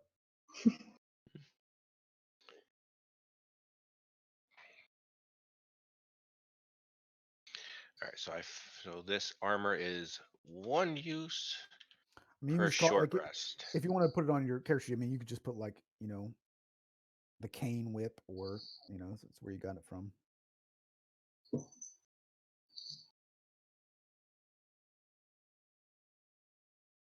I can't believe nobody took that freaking dagger, man. It disappoints me. Well, I mean, I would have, but I mean, this armor is amazing. And my guy, I mean, I think you two both have like pretty damn high armor classes. My guy's at 15, so he needs to be able to get the hell out of there. I'm at Oh, yeah. 16. Yeah, Well, Lena's at 19. You're at 16, my ass. Yeah, 16 by default until you do anything else with your like shield, or like I'm gonna go into the blade song. I have 47 AC. I mean, Blade Song 20. Still, Okay, cast shield 25. Come on. yeah. All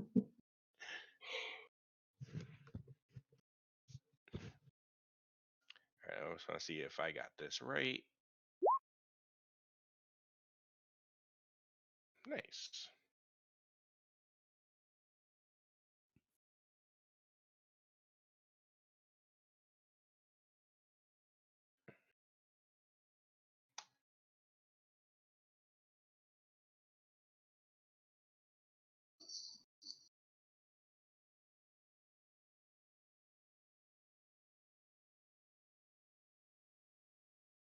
So, you guys will have to attune to all this stuff. This is all attunement. So, Oh yeah, that's right. I think this would be the only things that you guys have attuned, obviously, because in this campaign, magic items are pretty rare. So, Mm-hmm. And the ones we did have got taken. this is true.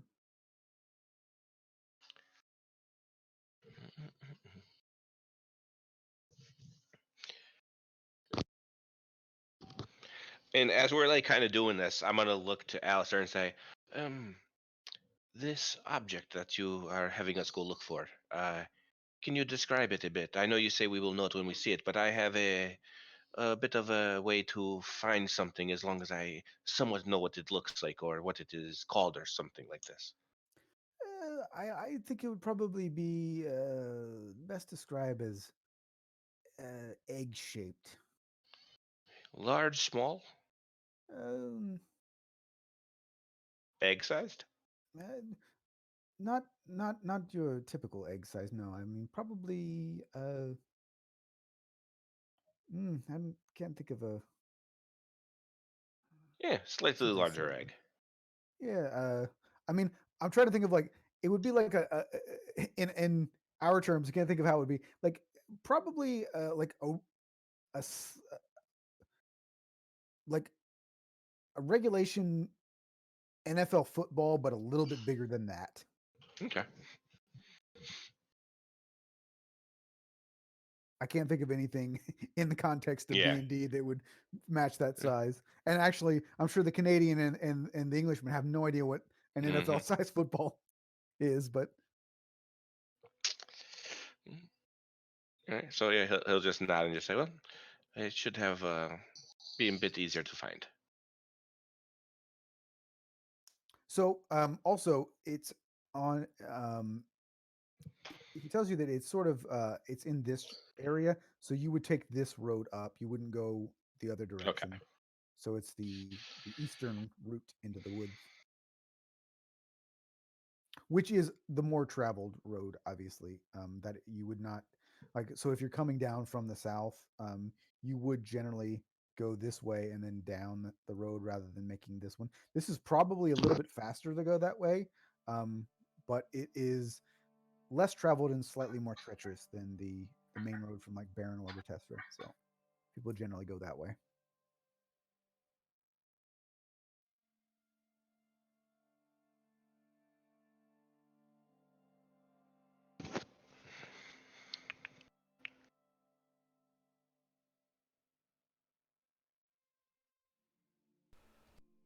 And he does tell you that like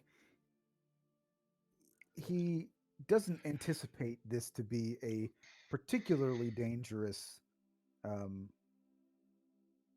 job. Like you're not going to be, he's not asking you to go and kill a bunch of undead or anything. He assumes that there might be some creatures running around the old outpost, but there aren't And he any said it was more. an old, like an abandoned bandit outpost, right? Like, Well, originally it was more of a uh, like a guard outpost.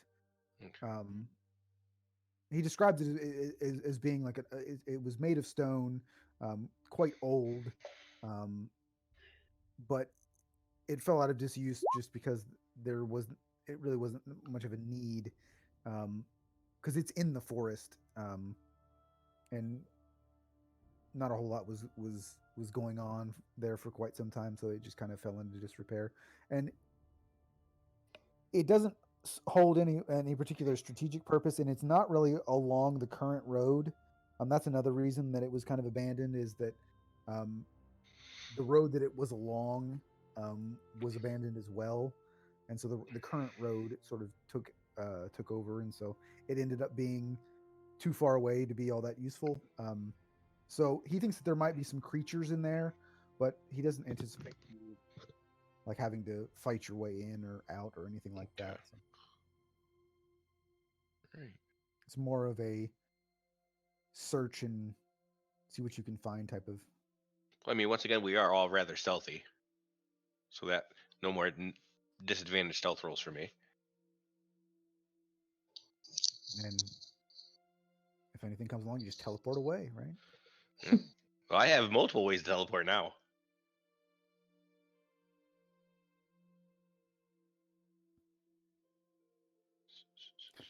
And he's also not averse to the idea that you could, at some point, if you continue working for him and being successful, and assisting him, um, he might be able to make other items, and also, um, he's not like requiring that you only get one thing, you know. So Hmm. it's possible that you could grab other things down the line that might be useful. So if you took armor now, maybe you can get a weapon later. If you took a weapon now, maybe you can get armor later, and that kind of thing. We gotta bring back a dwarf so we can have him make a gun. Yeah.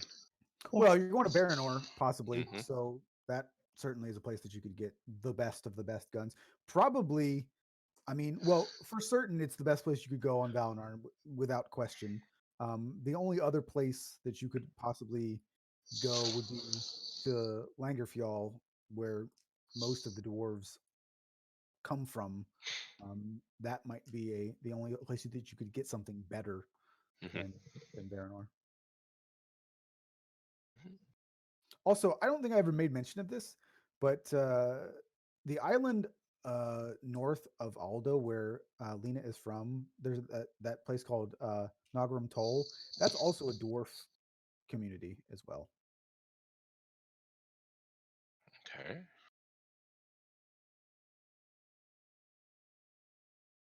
Too many surface dwarfs. Well, that's the thing, right? So Nagram Toll and Baranor both. Baranor, in some ways, and I might go into further detail when you get there, but similarly to Ithilrum, Baranor has a surface area, but it goes underground as well. Um, it, however, does not. It purposely does not uh, go to the Underdark like Ithilrum does. Like, you think of like Lord of the Rings, when like, oh, the dwarves, they dug too deep. Like, that's not a thing that they did in Baranor. Like, they purposely knew how far they could go, and made sure that they didn't go any further. Um, Smart dwarfs. but there is a bit of strife, and uh it's the dwarves that, and they're somewhat segregated. And I mean, this is probably not the best time to be explaining it to this, but now we're talking about it, I'm going to tell you about it anyway. Because Lena would probably know this to some extent anyway. um but the surface and the lower levels of Baranor are somewhat segregated, in there are also kind of ruled by different dwarf clans, and it is the clan rulers underground that have been accused by the Empire of treason. The surface dwarves are the ones that are in the clear.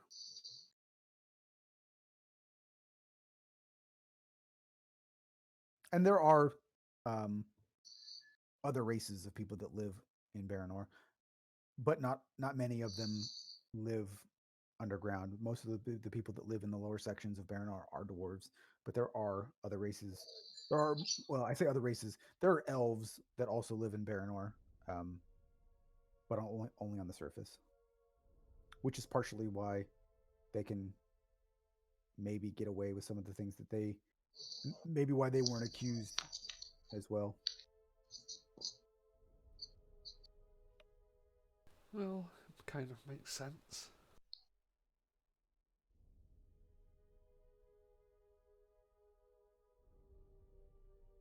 Because I mean, I generally don't like to put too much of that in D&D, because it's supposed to be a fun game. But I mean, there is a bit, like, the elves themselves are kind of racist. All of them are, um, in that they don't actively discriminate against the other races, but they do certainly believe themselves to be superior to all other races. They don't necessarily like flaunt that fact, and they don't necessarily like treat others poorly because of that fact, but it is certainly a belief that they have.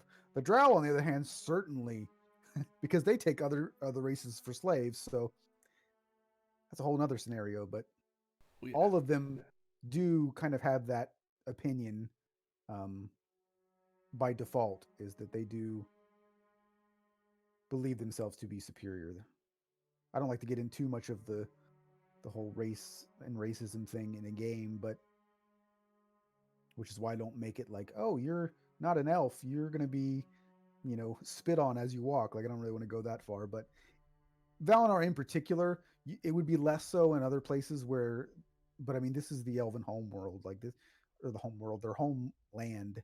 So this is they tolerate other people being here, but that's about as much as you can say.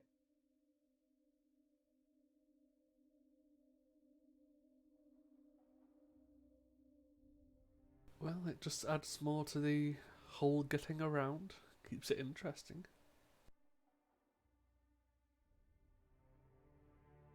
And the same is true in other places. So places that would be, uh, you know, predominantly human, they would think that they're super great and that screw everybody else. Like, obviously that's not across the board for every place you would go, but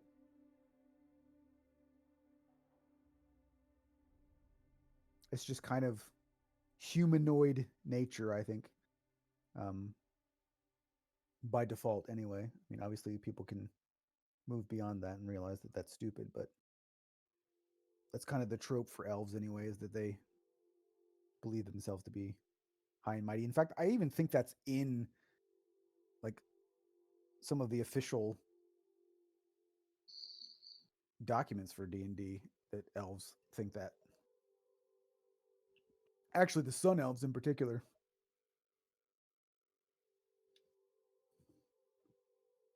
So, now that you've got your items, was there anything else that you wanted to discuss with your good friend Alistair Kane?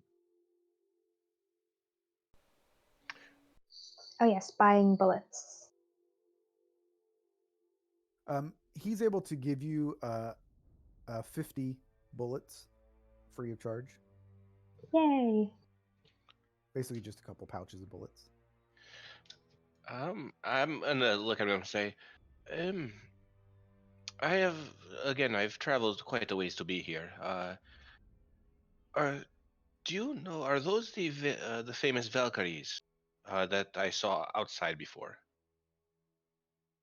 And he nods. Yes, yeah. Told me their names were Orla and Kara, and Um, you recognize his name, so I will put that here. So Orla and Kara Acker, they are the Valkyries.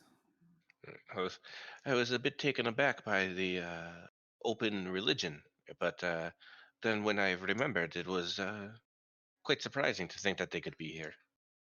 Well, they have agreed to not use any of their abilities, and I did ask them to cover up their symbols, which they obviously haven't done.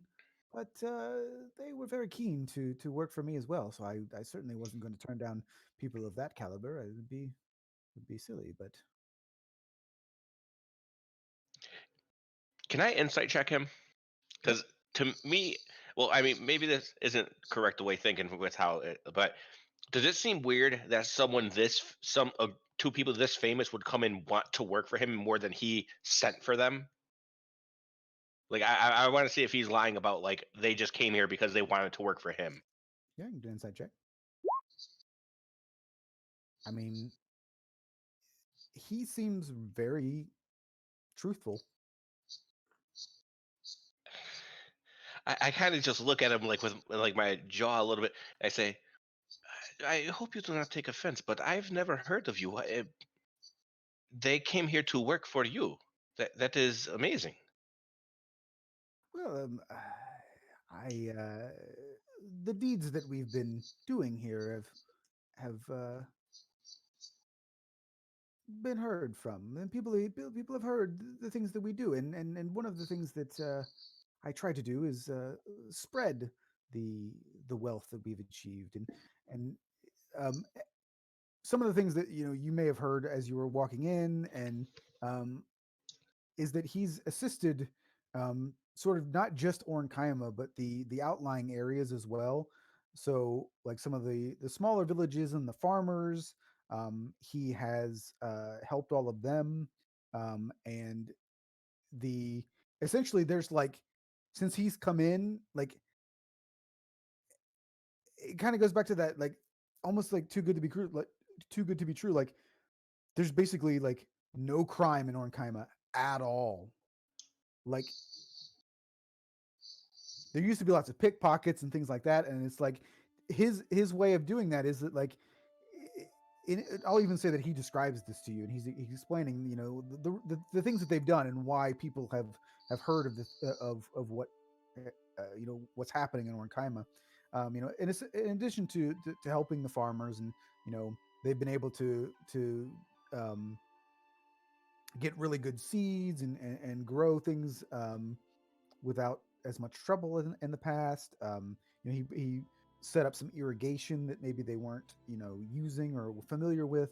Um, and the people, his idea of stopping crime in Ornkaima is that he believes that the only reason that people turn to crime is because they don't have things that they need. And so to combat that, you just make sure that everyone has what they need, and then they won't need to take it from somebody else. So he's using his wealth to make sure that people are taken care of. And so that word is spread. I would say again, the weirdest thing about it is one is, I mean, it's weird because it's successful, but it's weird because no one's ever really done this type of thing before, really, because people tend to be selfish. Rich people tend to be very selfish and keeping things for themselves. Um, and but the weirdest thing about it is just the speed with which the things have happened. It's not like there aren't too many places like this anywhere that you've heard of in general. But he does, and if you want to make note of that to him, he will also tell you that uh, it's not hard to do when you start from something so small as Orn Kaima. He didn't have to change that much as far as a culture or, you know, the place was kind of a backwater. And so he could kind of start from scratch and build things up as he wanted them to be. Um,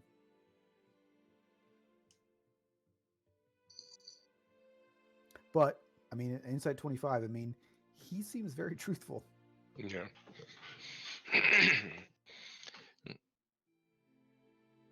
Yeah, I'll just look up and say, so they are going to be guards here, or will they be accepting jobs traveling around this country? Uh, well,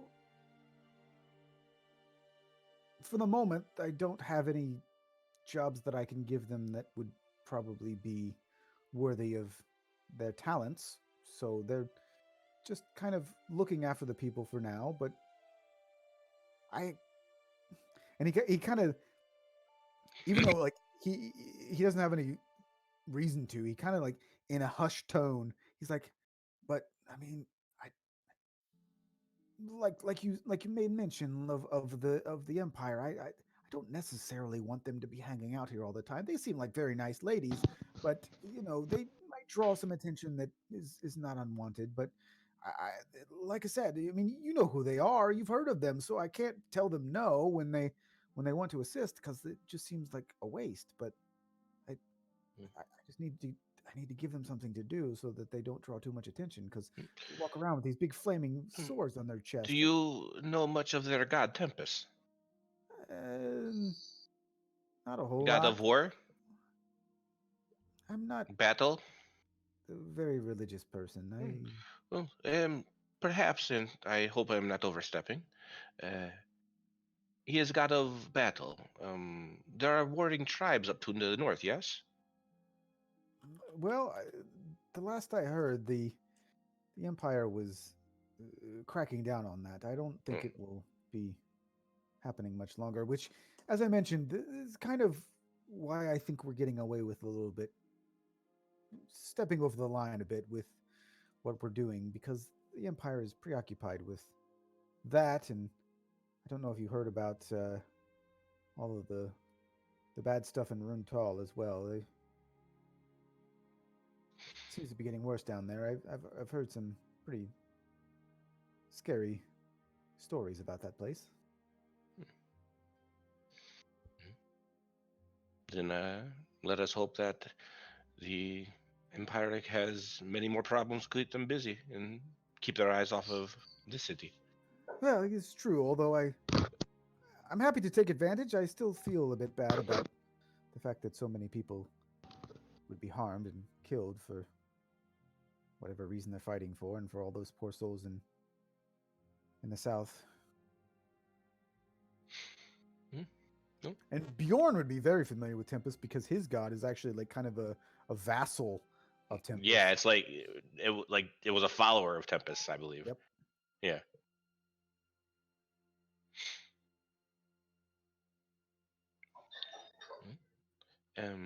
Lena, Soren, is it time to take our leave? I'm good with that. Thank you so much, Alistair. Oh, it's my pleasure. I wish you good luck on your adventure, and hopefully you can get yourself a new hand and Mm. come back with my item, which would be great.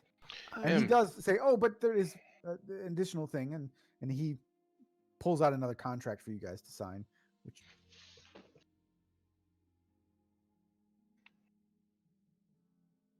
And he pulls out the one that was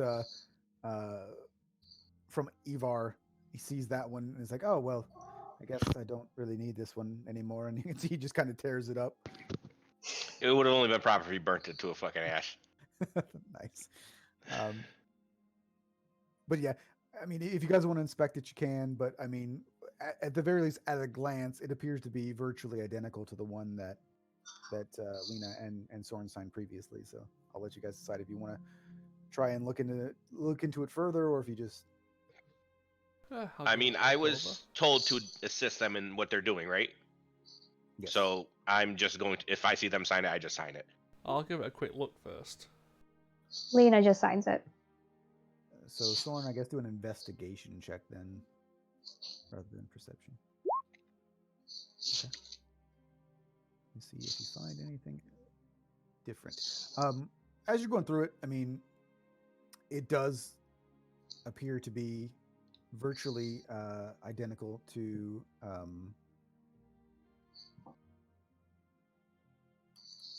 the one you had signed. The only thing with the 26, I'll say that you find an additional sort of clause, which you're not entirely sure if it is new or if it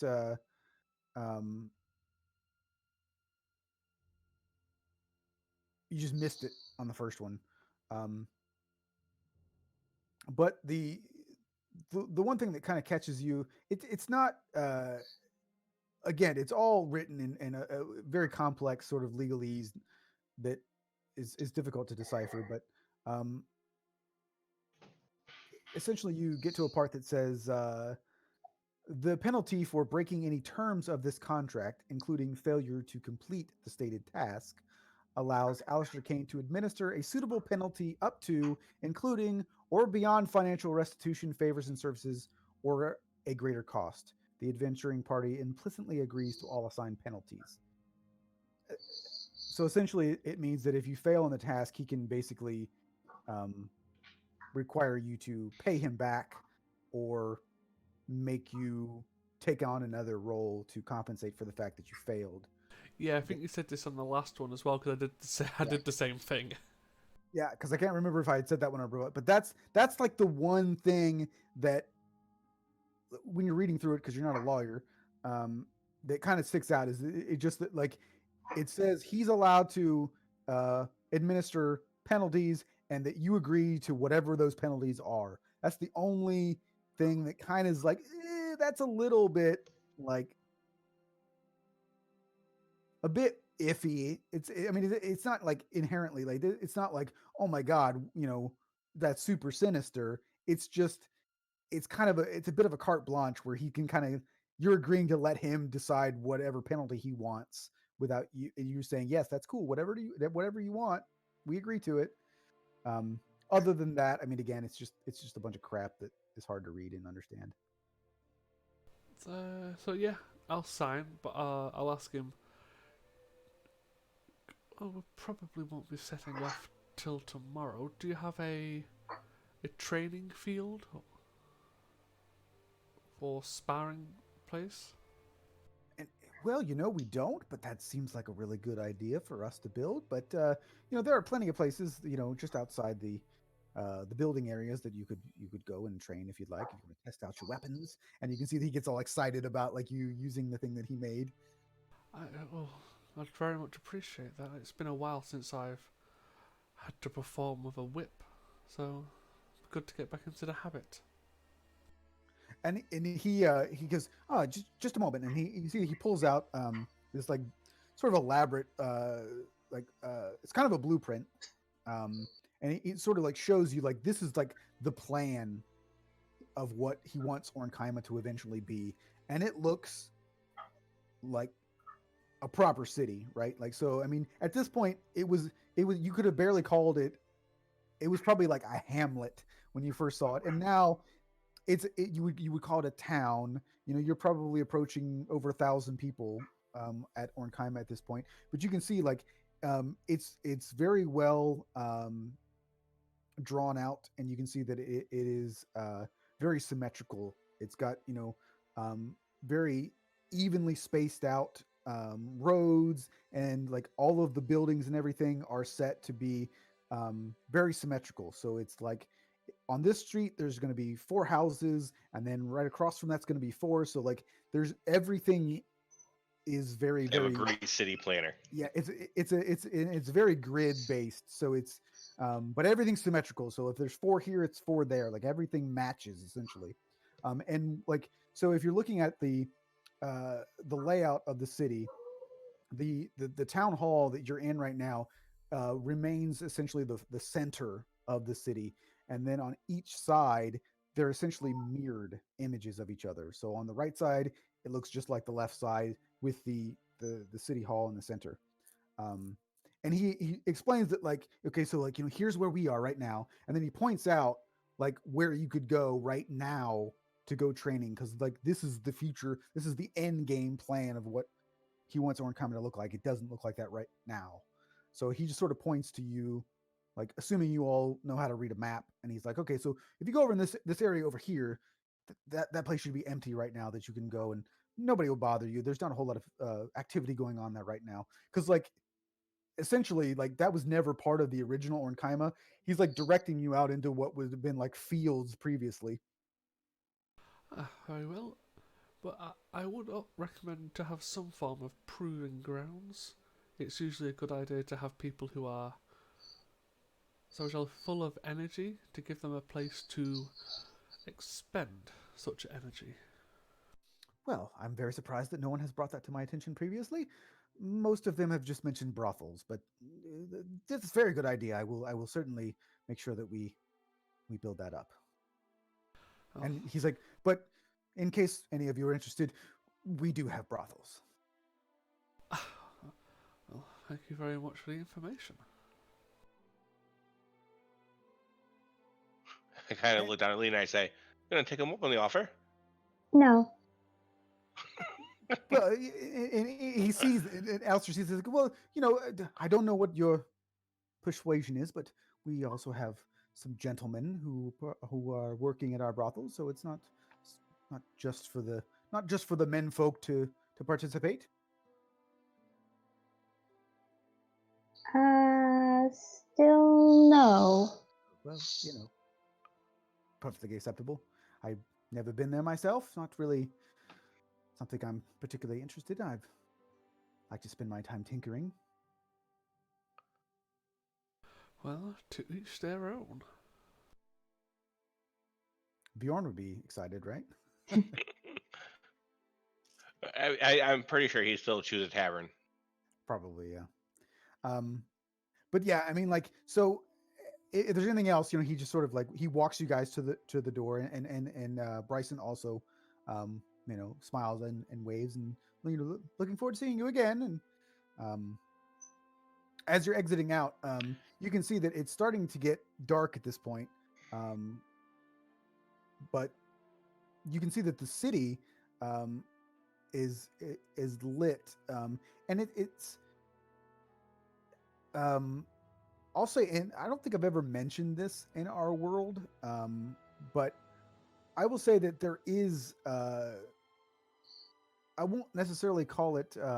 It's probably not electricity, but they would probably have like um, gas lights, so that you don't just have like torches illuminating cities and stuff. It's like so you would actually have Like like lanterns and stuff. like lanterns that are lit by gas, so they you know so basically like 1800s type of like England, um 1800s London, where you'd have the people that would go and light the lanterns and stuff, so you don't have just open torches or anything like that. And um Orn Kaima has actually probably more lights than you would be familiar with outside of places like Tesra. So I mean, it really, even though it's still relatively small, the place is lit up. I mean, it's very very bright where you are, and you can see that the people are outside, and they've got like there are taverns that have like essentially like patios out on the outside with tables, and people are sitting outside and drinking and having a good time. And I mean, it's kind of like the, you can see the strip essentially, down that main corridor where you can see the brothel, you can see the people standing outside, I guess advertising the brothel, the men and the women.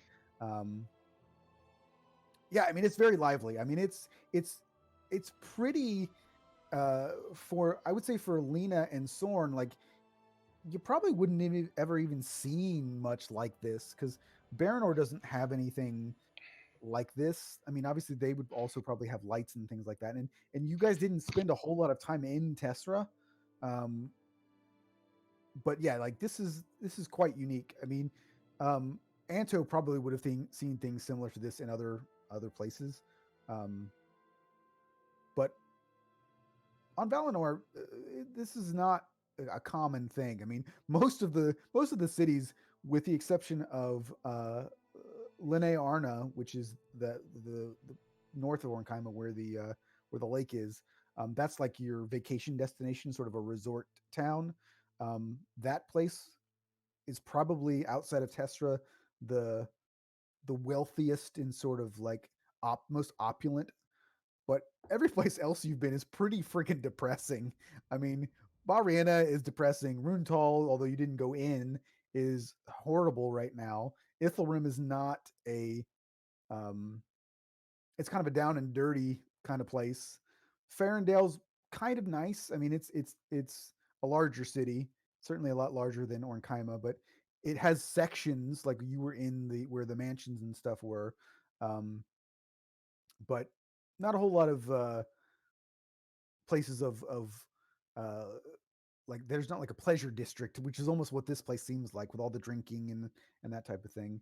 um you could see, I'll say too that like when you saw the it's not there yet, but you could see that there were plans for a casino here. um so yeah, you're looking at the essentially like the first line of many lines that will build that he plans to put this in this city. So Well, you can't fault him for having a plan. Yeah, as we're like getting ready to walk out, I'll look. Well, since we won't be leaving until the morning, is there any tavern that you would recommend? you're asking Alistair? Mm-hmm.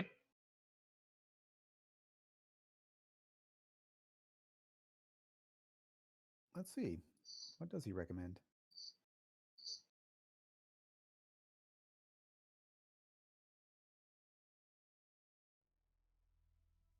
Yeah. So he mentions, well, uh, the newest place is right down, and you can see that he kind of leans over and points down to the right hand side of the street. You can see with the big red sign, it's the Dragon's Fire. Hmm.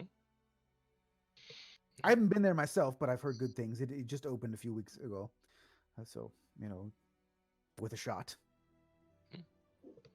Appreciated.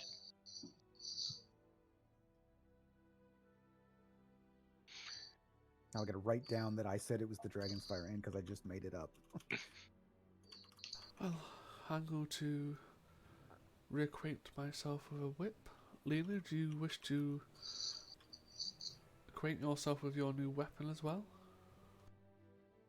Yeah, why not? Let's do this.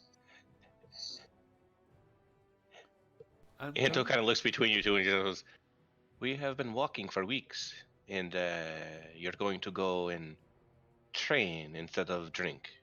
oh, Only for I'll like see. an hour or two. yes, I will see you at the tavern." Goodbye. you're missing quite the performance. All right. Well, I will be seeing you. You will be seeing quite the performance when you come.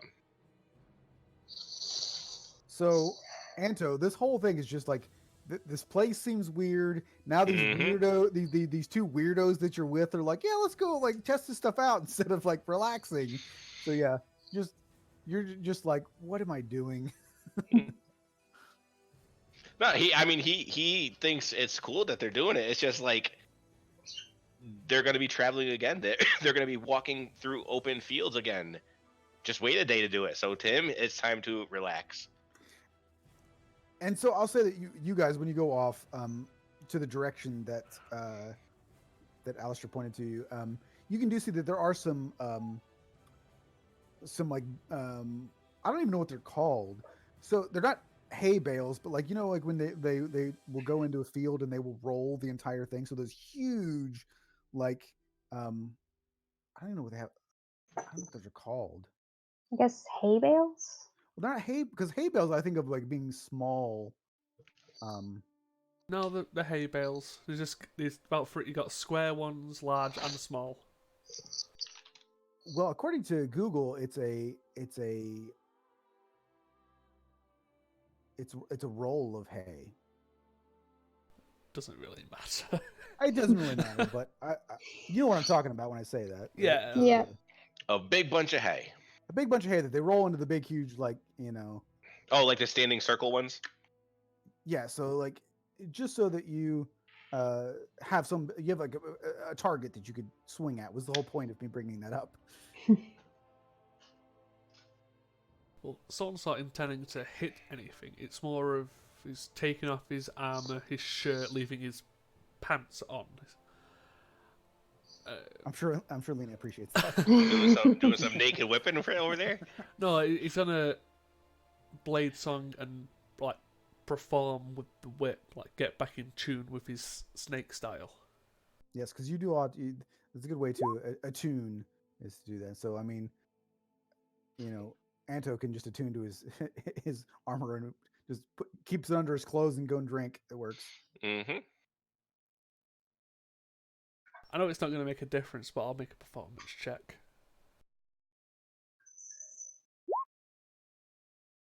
Well, I'll say that you're able to attune to your whip in a half an hour instead of an hour. How's that? Sure. I mean, that's what you get for a nice performance check. Lena claps. Thank you. It's been a while since I've been able to use a whip. Well, glad you found such a fancy one. Agreed. I don't think things like this existed up here. And I'll say too, just for the sake of flavor, that this whip is essentially a cat of nine tails. So it has if anybody's not familiar with the cat of nine tails, it's basically a whip that has the end split into 9 different things, and then it has knots on all of those splits, so that when you hit things with it, those knots will all do damage. And a cat of nine tails is just a cool sounding name, so Nice. I'm not going to complain. so it's not going to do any more damage necessarily. It's just for flavor. But yeah, someone was just trying to fancily reacquaint himself with his natural style of combat. And I'll say that I just to clarify as well. I mean, I don't think it would be a true cat of nine tails because I think that those are short. Like they're more of like a melee type of thing, really. but for our purposes, yours will be Yeah, yeah. a normal, like ranged sort of. I mean, My Bokoin just crashed. fantasy. Yes. And Lena, as far as the appearance of your sword, um, it is a silver sword with the +2 damage and magical damage essentially. It is silvered. Um, it has uh, a black, like an onyx hilt, and it's the handle is wrapped in black leather, and the pommel is also silver. The pommel's not particularly ornate. It's just kind of like a sort of a silver circle on the bottom of the handle. But it does have some inlay in the blade itself. It just sort of like a filigree design. It doesn't. I would say that the design is sort of like elvish in nature, but it doesn't say anything. There aren't any like runic words or anything on it. It's just sort of like a design element that Alistair put on there. It's very beautiful, but it doesn't like have any like uh, symbolic meaning that that you recognize or anything like that. It's just really pretty. Cool. Yes. Take to the name fancy steps. There you go. Exactly. Oh, I think it's. And yeah, she'll run at a hay thing and attack at advantage, I guess. Yay. And Soren can also, give you pointers. He knows how to use a sword, so he can say, oh, you need to keep your elbow back, or whatever it may be. Just give you a few pointers here and there, since you haven't used a sword in a while. Yes, make sure not to lunge too far forward, though. Like this? You could turn it into a crit. Yeah, she could. 2 19s and the exact same damage. Or Yeah, I like Just that. crit yourself. this. Yes. Very good. Quite proficient with this blade. Well, I technically have been trained in everything, although I'm most proficient in guns, obviously. Well, it doesn't harm in having a few extra tools to use. Yeah, this one's certainly fun. Well, should we get back to our new friend? Yep, time to do the relaxing part he's so fond of. Oh, this is probably the first time anyone in the party has seen Sawn's full body runes. Because you would have seen his arms and his neck, but his runes, while glowing, were all a part of his torso and back.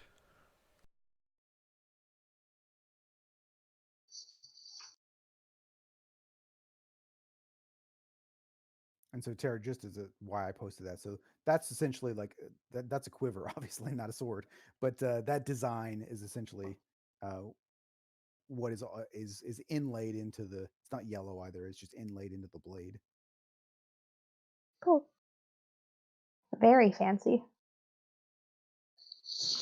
Well, I mean, you could always rename it to Very Fancy Steps if it progresses. Yes. Yeah. If it gains any additional abilities. And then the fanciest step. Yes. Yeah, when they get there, I want to be. I want to go to the innkeeper and ask if I could play, and if he or she allows it, I want to just be playing like Irish jig music when they're walking in. Well, when for the whole night, pretty much, just with my lute, just dancing all over the bar and stuff. Yep, absolutely. They will let you do that, and because I mean that's a bard thing, right? Like, aren't you able to like pay for your Yeah. uh your Yeah. stay by performing. And I mean, kind of weird that I'm not actually uh proficient in performance, but I still have a +6. So yeah, he's just gonna be dancing around, having a good time, drinking, and finally not just walking. Finally, like in civilization, where he can enjoy himself. All right. So I'll put on some tavern music, which I need to get more of because I only have 2 songs, so we're gonna hear these a lot. I think Sorn would probably stay away from the tavern, probably more the other comforts, shall we say? Okay. You know, bath, meal, and companionship.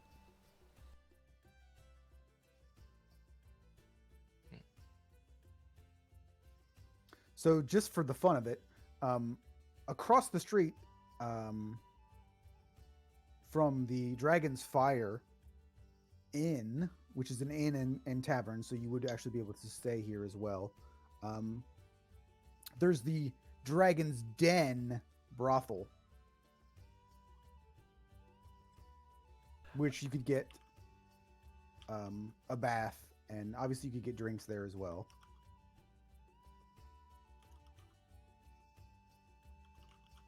Yeah, I think Sorn was spending his relaxation there for the night. Okay. Just to keep with the mirrored, we have the Dragon's Fire and the Dragon's Den across from each other, so that we're keeping the symmetry across the street as per Alistair's proclivities.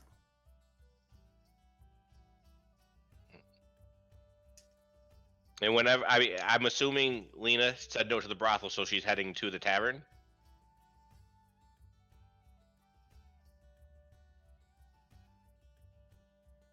I think so. She's not currently here. Yeah. Yes, she is.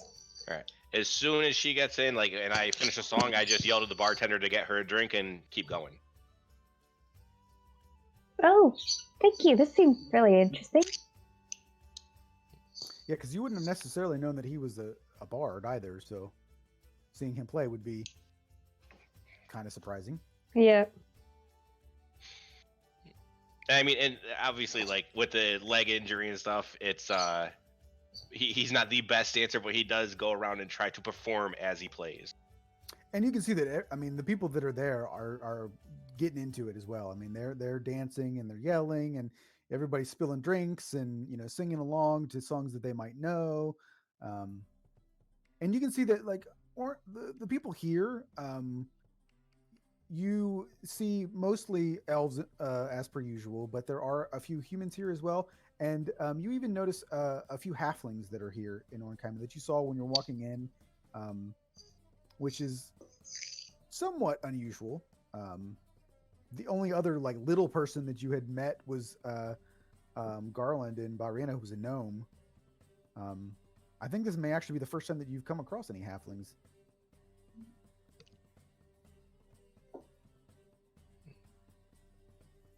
Lena will join in the fun. She'll have drinks and dancing and do it very acrobatically. Yeah. And you Do an see, interpretive. I don't know why all I can think of is like interpretive dance when you said acrobatically. And she pulls out her sword and she teleports across the room.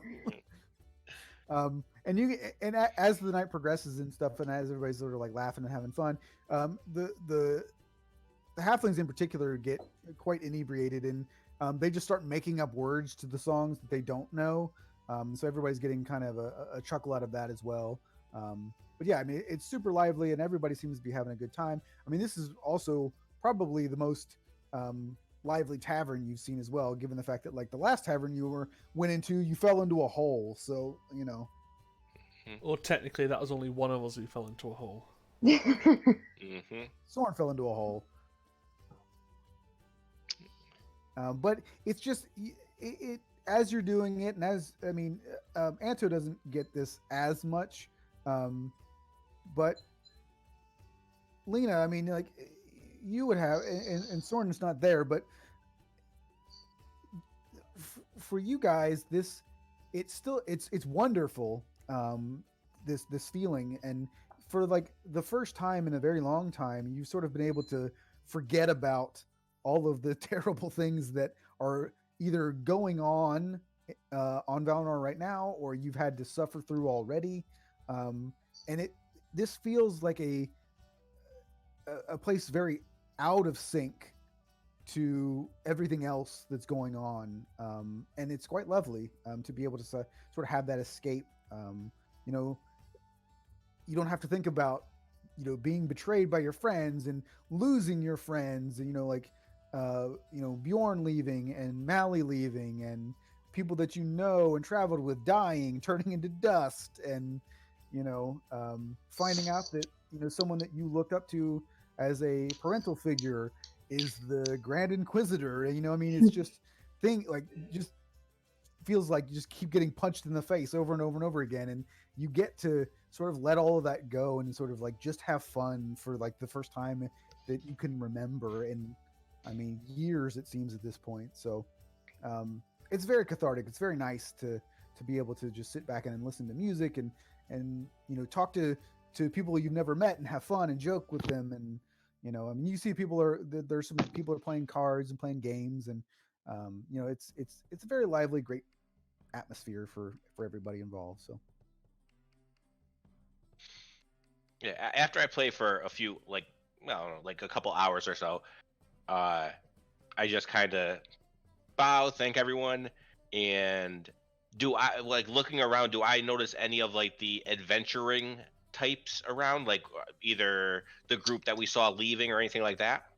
you don't see those people in particular, but you do see people that look like they're probably adventurers. Yeah. Okay. I'm gonna walk over to Lena first and just say, but like not whispering, but like kind of trying to keep my voice a bit down. And say, well, I think I've made quite the impression.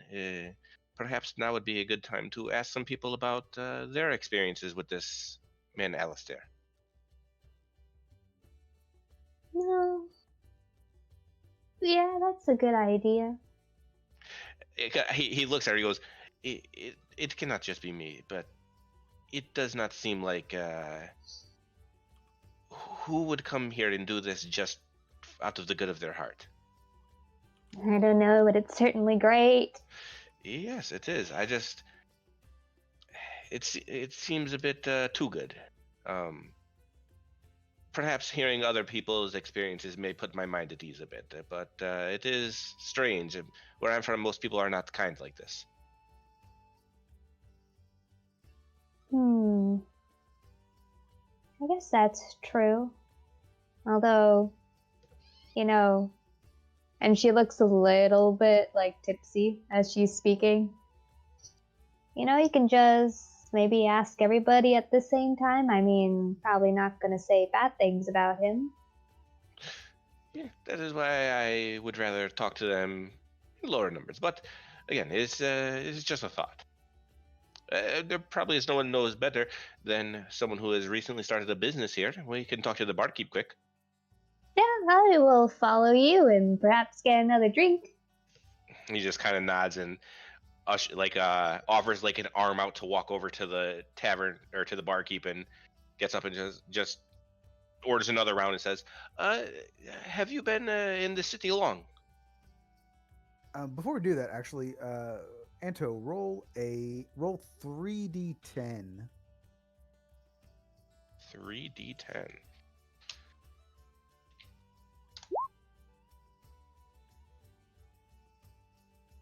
All right, so you make 21 gold in tips. I thought I was taking damage from something. I was like, what the fuck did I just do? No, you made Psychic 21 damage. gold. Yes, 21 gold for your performance. All right. You were actually a fair bit. You were 1 point away from making significantly more money. I rolled a 25 instead of a 24. And I'm actually awarding way more money than what the default, because you should have rolled. That should have been 21 silver that you got, Yeah.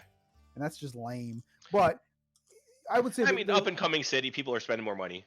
Well, that's the thing, right? So and I would say that's even somewhat surprising to you, is that you generally would not get this kind of money in places outside of capital cities. So you know that these people are throwing some money around. Okay. The bartender makes mention that yes, that he's new. He's a relatively young uh, looking man behind the bar, and he tells you that this is a second location.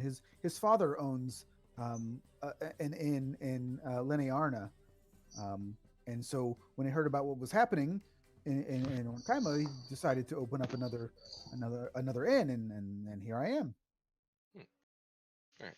So I'll look over and say, "Oh, so I do know that the man who has come to the city, Alistair, he said he is helpful to people who are needed. So you came here with your own money. You did not need help to open."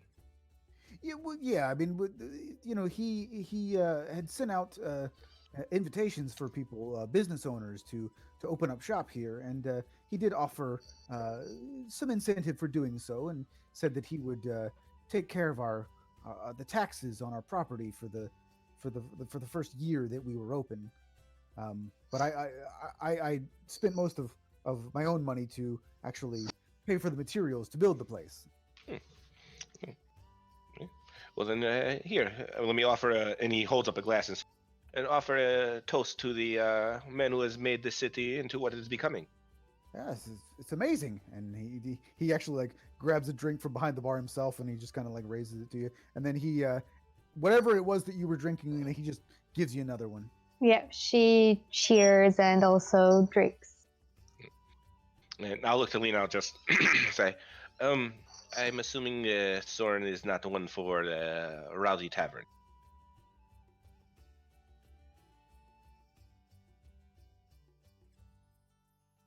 She's muted. So. Sorry, cat jumped up to where Bird was. What was that? Yeah, he's just gonna. I assume that Soren is not a fan of Rowdy Taverns. It doesn't seem like it. I'm sure we will be able to find him in the morning. I look to the tavern keeper and I say, "Did I earn my room for the night?" Oh yeah, and your lady friend too. Thank you. I just give a nod and I say, "Oh, thank you." And he gives you a key to the room. He's like, first door upstairs on the left. Just And nod. he only gave you one key because he said your lady friend. He was assuming that you guys were together.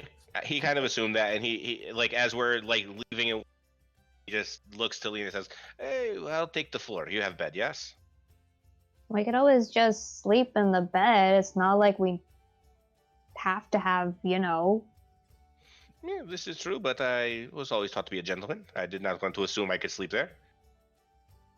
Go ahead. Very good.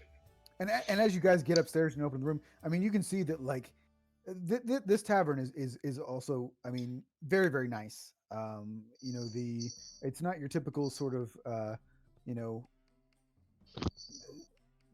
smelling like beer and all stuff. I mean, yes, it's new, but it has it's very well decorated. The tables are also very nice. You know, they're not like a lot of times. You know, people would just have like put in whatever they could find, but like in this place, you know, all of the furniture matches. You know, it's the same make, so all the tables look exactly the same. All the chairs look exactly the same. You know, there's no mismatch anything. And you can see that like even on the inside, you know, there's very large uh, windows that look out onto the street, and they've got like these beautiful curtains that cover the windows. And as you walk upstairs into the inn area, I guess this is you would almost be more appropriate to call this like a tavern and hotel, because as you walk in, you can see that it's basically like a king size bed. Like you guys could both sleep in the bed and not ever even come close to each other.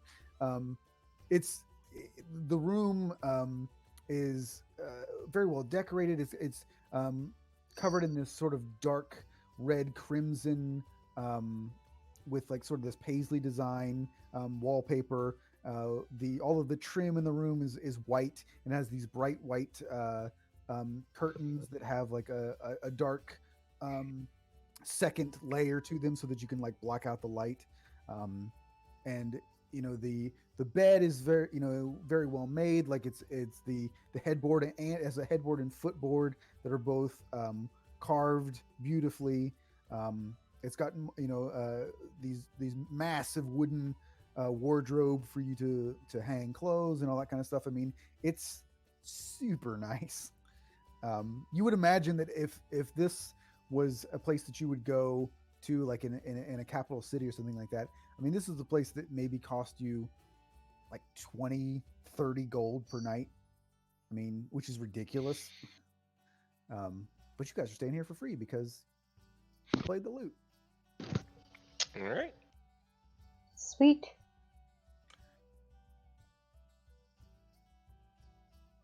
Yeah, he passes out almost immediately. He just like lays down on his back, and within probably like 5 minutes, he just like is lightly snoring. Yeah, I would say Lena does something pretty similar.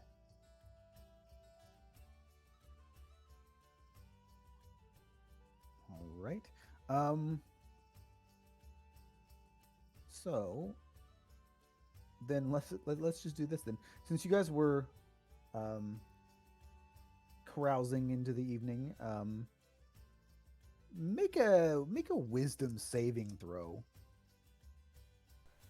All of us or two of them? You don't have to. Oh God.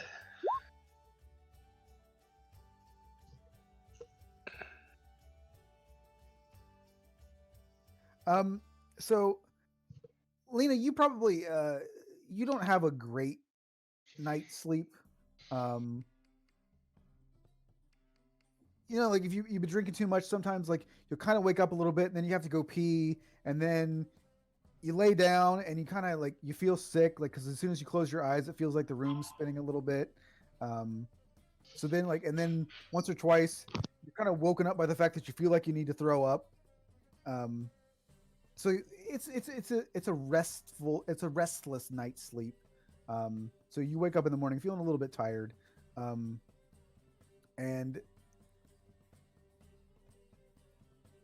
so you sleep, but you have some like really terrible nightmares. Okay, last time we had nightmares in the tavern, we fucking fell into a hole.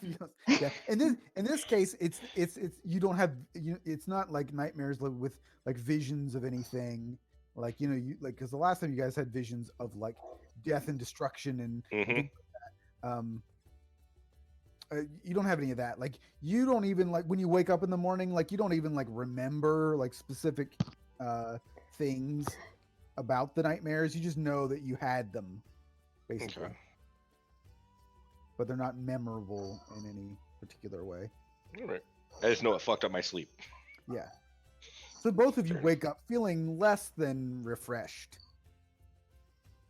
Yeah. And probably a little bit hungover for Lena.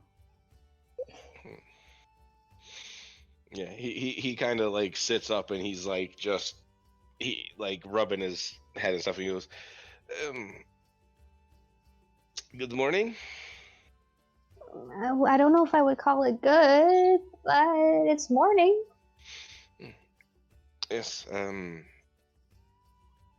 I do not know why I did not sleep well, but yeah, at least the bed is comfortable. Yeah. And she lets out a big yawn. Gonna drink water and hydrate. And she slowly rolls out of bed. Soren, you had a great night and you slept like a baby. I mean, yeah, because like I said, I was going for a massage and for comfort. Yes, and took a nice long hot bath. It was great. Like you slept like a baby. You're feeling totally relaxed. Like you're like a all the weight's been lifted off your shoulders. Your muscles are all loose. You're feeling good. I mean, to be fair, since he's come up to the surface, he's been captured by a hag, scarred his face, lost his hand, been thrown into jail. I mean, yeah, exactly. Like He deserves a break. Yes. Oh, I forgot about that, Lena. All the things I was telling you, all the terrible things that happened to all your friends. You also got thrown into prison. Yep. Yeah. So yeah, I mean, like Tara. See, I do it too. So Lena, you're confusing because your name is close, Tara and Lena, right? So Although I didn't mess it up with Ayla, which is also kind of similar. But anyway, um, Lena chose to sort of enjoy herself and have fun with the the party atmosphere, and ended up kind of suffering a little bit more afterwards. Soren took the more cerebral approach and benefited a bit from it. So Is there like a bath and stuff in this room? Like I know you said it's very nice and stuff. I would say that there is probably a bathroom there, um, and there would be. I don't think there would be a tub in there necessarily. There'd be something for you to wash up, and there would be like a toilet essentially. Okay. But they they would have a bath house um, in the town. So the brothels would have a bathhouse um, separately from the other. So there would be like a bathhouse for people that just wanted to go get a bath, and then there's a bathhouse in the brothel for the additional things that might also entail. Um, but if you just want to go get clean, there's a separate bathhouse. So they just as a way to save space for like the inns and stuff. Well, I'll look to Lena and I'll say, well, eh, I get to go for a bit of a soak. Would you prefer to have one, or would you just like the bathroom? Might as well. I mean, partied last night, take a nice bath this morning. I mean, we're not going to get another one for a while, so. Perhaps we can go and inquire about where we can get one. Sounds lovely. So yeah, we'll go find it, and I mean, actually, as we're walking out, I'll look for it and say, perhaps we should find Soren first to see if he wishes to do anything to prepare for leaving. Uh, sure, I guess. So yeah, we'll go. Actually, I don't know. Is it worth it? Yeah, fuck it. I'll do it. I will just I'll look at her and I'll say, instead of looking, and you'll just see him like kind of mutter a few words, and I'm gonna just cast sending and and whisper, we are leaving the tavern now, about to get uh, prepared to leave later. Where would you like to meet?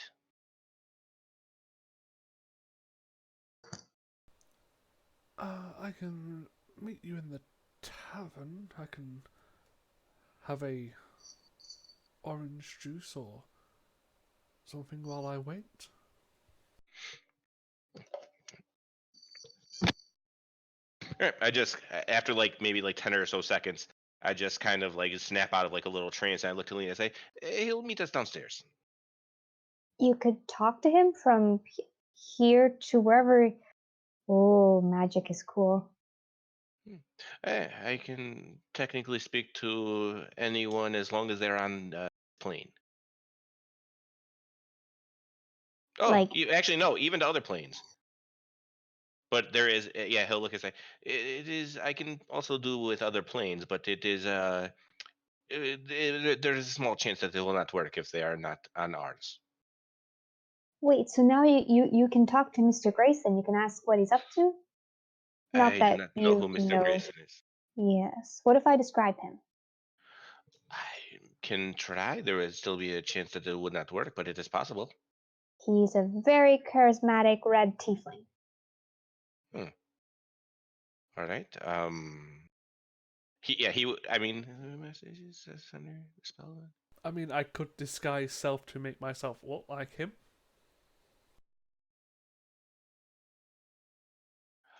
Yeah, I mean, would that be familiar enough for me to like if they explained to me who he was and what he does?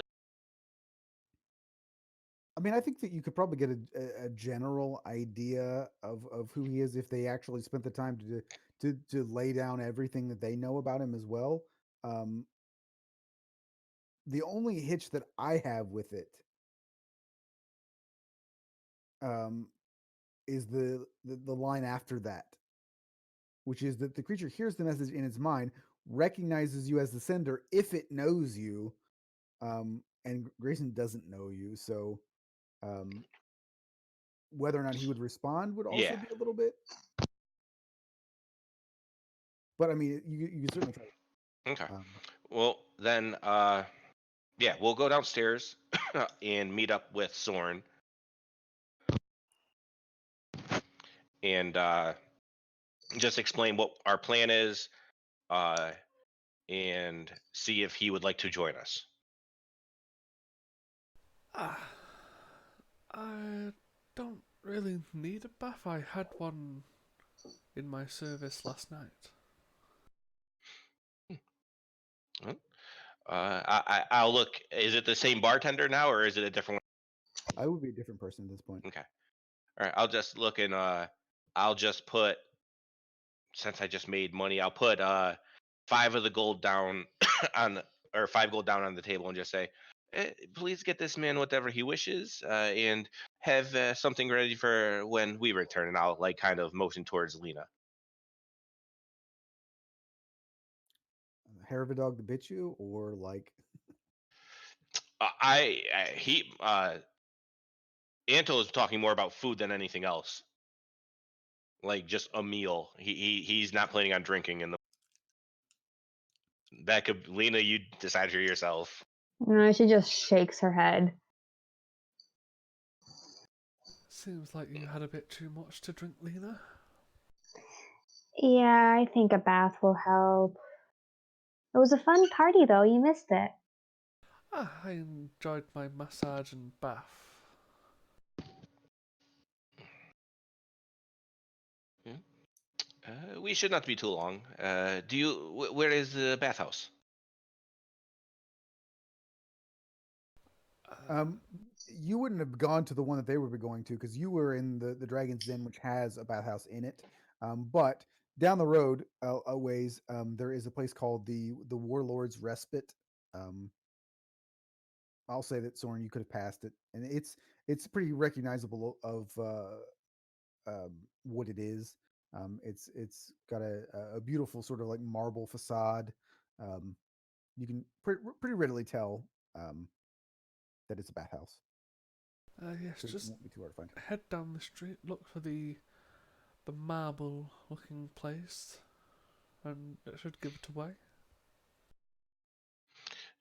And just to keep you informed, we were talking about me perhaps using my abilities that I just talked to you with a man named Mr. Grayson, if you are familiar.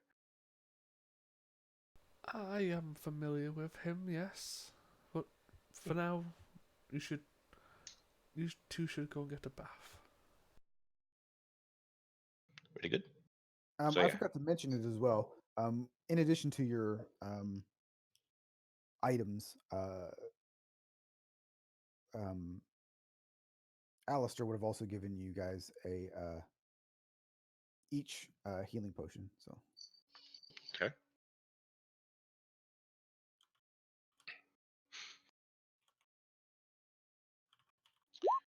Whoops. but it would be so. uh, But the greater healing potion, so 40 plus 44 plus 4. Oh. All right.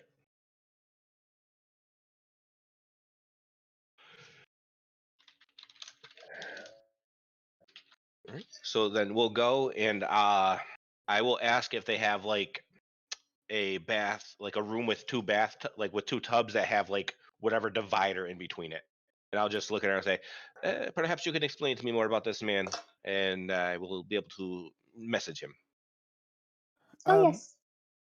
so so if you think of like a Japanese bath, like that's what these are like. So they're public baths, so you don't have individual tubs, but they do have a men's and women's. So they're basically just like giant pools essentially, and so they do have like a. If you ever watched anime, they always go to a bathhouse, right? Like that's what they always do. But um, Mm-hmm. so there's a large divider between the two pools, so you would be able to essentially, if you move to that side of the pools that you were sitting in, you could talk to each other. You might have to talk a Yeah, little louder than you would if you were sitting right next to each other, but that's fine with me. Yep. And you can see that when the pools themselves, I mean, um, as you enter in, you can see that they're heated in some way because you can see that there's steam coming up from the pools. Looks pretty nice actually. And as you sort of get in, I mean, you realize that it's like it takes a minute because I mean, like the water's actually very very hot. It takes a moment to sort of acclimate to it, but once you do, it feels really really good. Um, but yeah, you want some vodka in your orange juice, and a screwdriver, or maybe some champagne. No, Make some just champagne to make a normal. mimosa. Just normal person. They offer you that because they it is a tavern after all. But they do if you they will welcome anybody to play music if they like, as long as at this point that you do it somewhat quietly because it is morning. So Wait, it's just a leaf whistle, so it's yeah. basically blowing into a leaf to create a whistling noise. Yes. So while you guys are taking a bath, Sorn is playing the kazoo. Not that they can hear it. So yeah, I would just try to get as much information as possible about this guy. And Lena would actually probably know more than any of you because she spent a lot of time with Mally and Victoria. Um, so she probably learned some details that even Sorn and Ayla and Bjorn didn't know about Grayson. So you also all did, and she also saw the vision of Grayson, uh, basically rescuing Victoria. So you Okay. assume at least. Right. Yeah, she would just tell him everything she knows. Okay. And then So roll a D100. If you roll a 5, 4, 3, 2, or 1, then it fails. ooh, Nice. thank God you didn't say 95 to 100. Right. And like as he's getting out of the bath and like with the towel and all that stuff on, if you like pay any sort of attention, his knee does not look very deformed or anything like that. It just looks normal, which is kind of weird since how he explained it. Yeah, I think she would glance because she's curious, but beyond that, no questions. And then as we're walking back, he would just be asking like what you want him to say to this person. And he tells you like the limit, like, it has to be kind of short, 25 words. They can respond, but he may not respond since he doesn't know who I am. I guess just tell him that Soren and Lena are fine and the lodge was destroyed by the Inquisitors. Mally is safe. Something like that. Okay. Mally's with Bjorn, or at least she left with him. We don't really know Yeah. what happened after that. Yeah, I'm sure she's fine. Yeah, he'll nod and say, "Well, perhaps we can get back to Soren and see if he has any messages as well." That sounds good. And let's head on back to the Dragon's Den. No, not the Den. The Dragon's Fire. The Dragon's Fire. So before we do that, if you guys want to take a quick break, because I'm gonna grab a drink, and we probably won't play too much longer, because I have an early morning tomorrow, but we'll keep going for a little while longer. I'm just gonna grab a drink. Sounds good. Sounds good. Cool.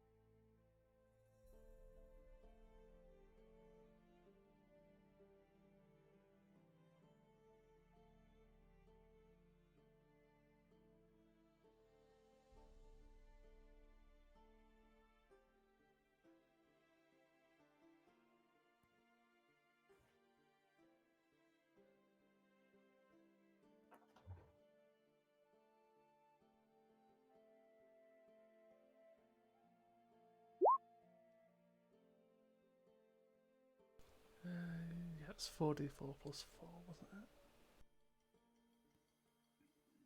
And then there's also the supreme healing potions.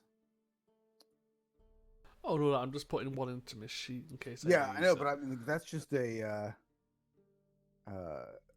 No, I think it goes. It's a regular healing potion, then it's greater healing potion, then it's superior, and then it's supreme. I believe. I mean, we still No, technically got the restorative. Yeah, the toothpaste. Yeah, basically. Because the supreme healing, which is the best in the game, is 10d4 plus 20. Wow. Yeah, it's ridiculous. But the thing is that like, and another reason that I wanted to bump you guys up levels is that, like I said, I think that we probably will reach sort of the end of this faster than I was assuming, because some of the things that I had planned kind of ended up getting bypassed, and I can't really go back and shoehorn them in. So things just kind of accelerated. So one of the things that I always find frustrating about like a lot of D&D campaigns is that they end either by people just quitting and then it ends, or for whatever reason, it never feels like you get to a very high level before a campaign ends, right? So I wanted to like get you guys up to make sure that you were a high enough level to do all your cool stuff before we do something else. I was actually looking at like what bards get when they level up higher, and I do get to get spells from other classes. It wasn't just a College of Lore thing. Cool. I can't remember what's called. I think it's called like Magical Influences or something like that. Magical Secrets at 10th level, yeah. So, I mean, and I'll leave it up to you guys.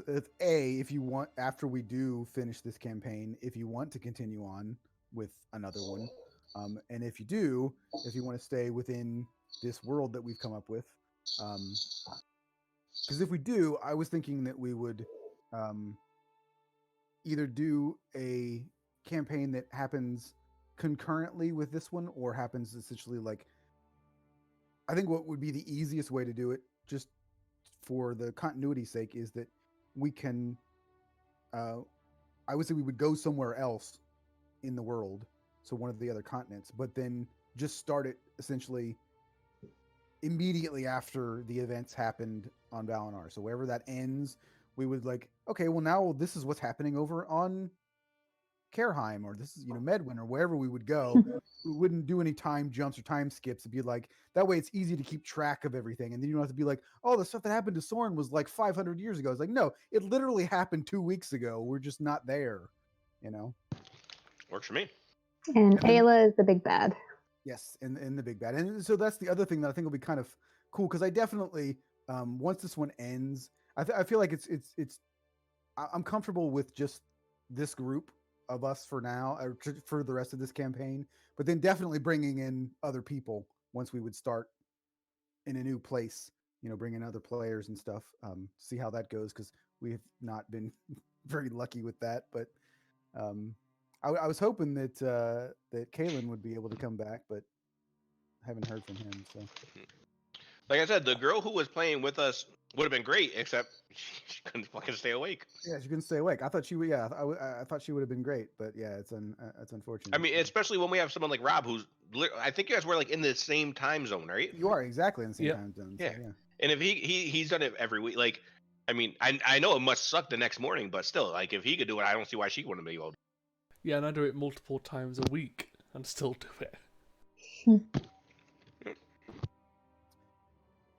Yeah, I mean, I wish I could do that. Honestly, I'm a night owl, so I would prefer to play until 2 o'clock in the morning, rather than getting up at 5 o'clock in the morning like I always have to do for work. It sucks, but yeah. Anyway, so the next thing before we go to, I just like, as you guys are planning this, I know that you want to try and say something to Grayson, but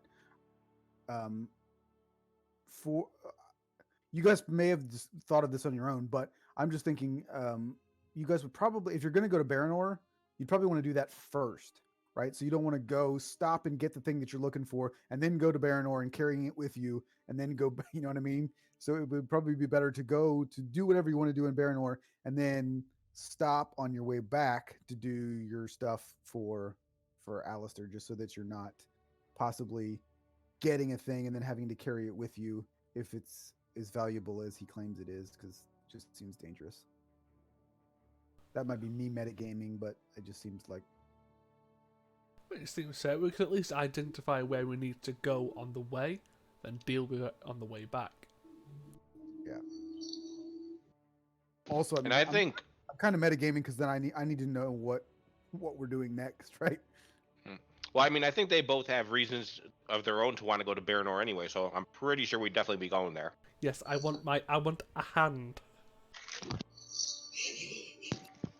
The only thing about that, and you could do there's a couple of things that you do about this. So I would say that Lena might have some idea of this, because I mean she would have spent a fair amount of time in Baranor. Um,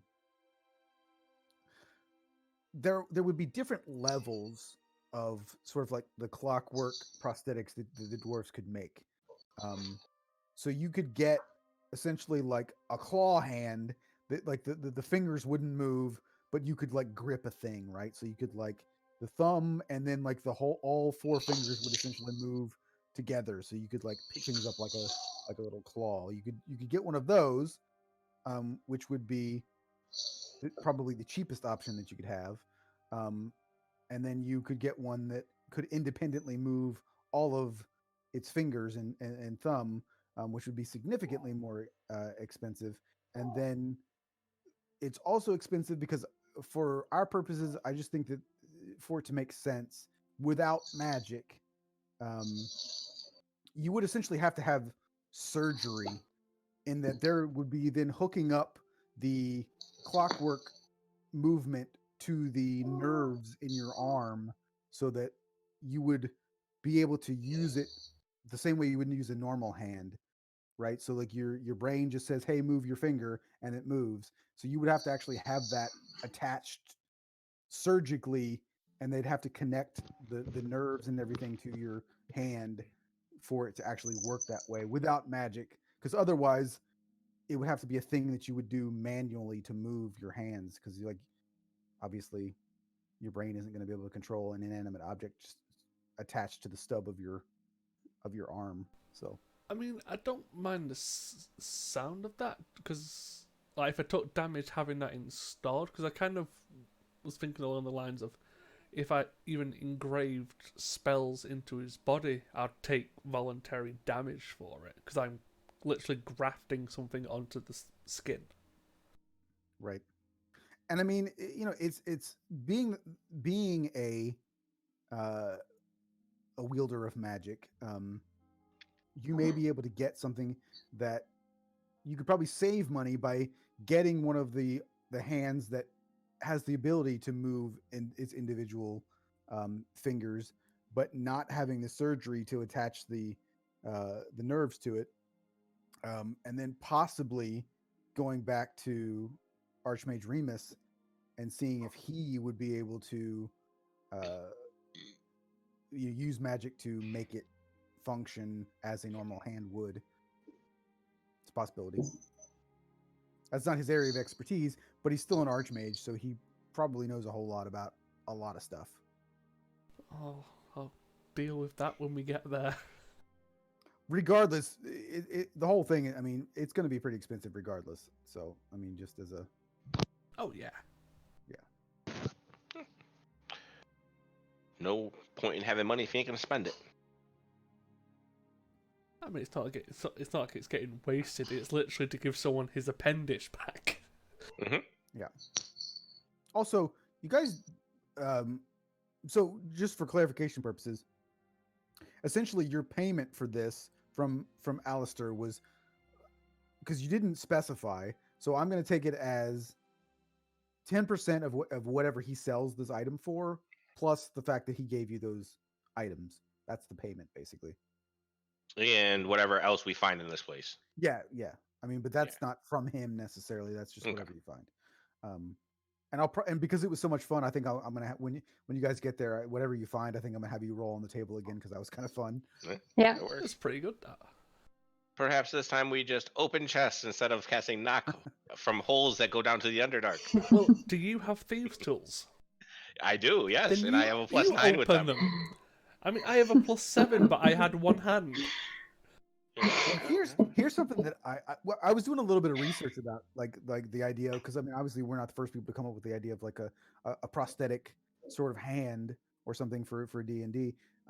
So there's some people that they've come up with the idea of like you could do more damage like unarmed because you're just basically punching something with this big piece of metal, which is kind of an interesting idea. But then somebody also said that they were like, could I first of all conceal weapons within it? So could I like have a dagger like hidden inside of it?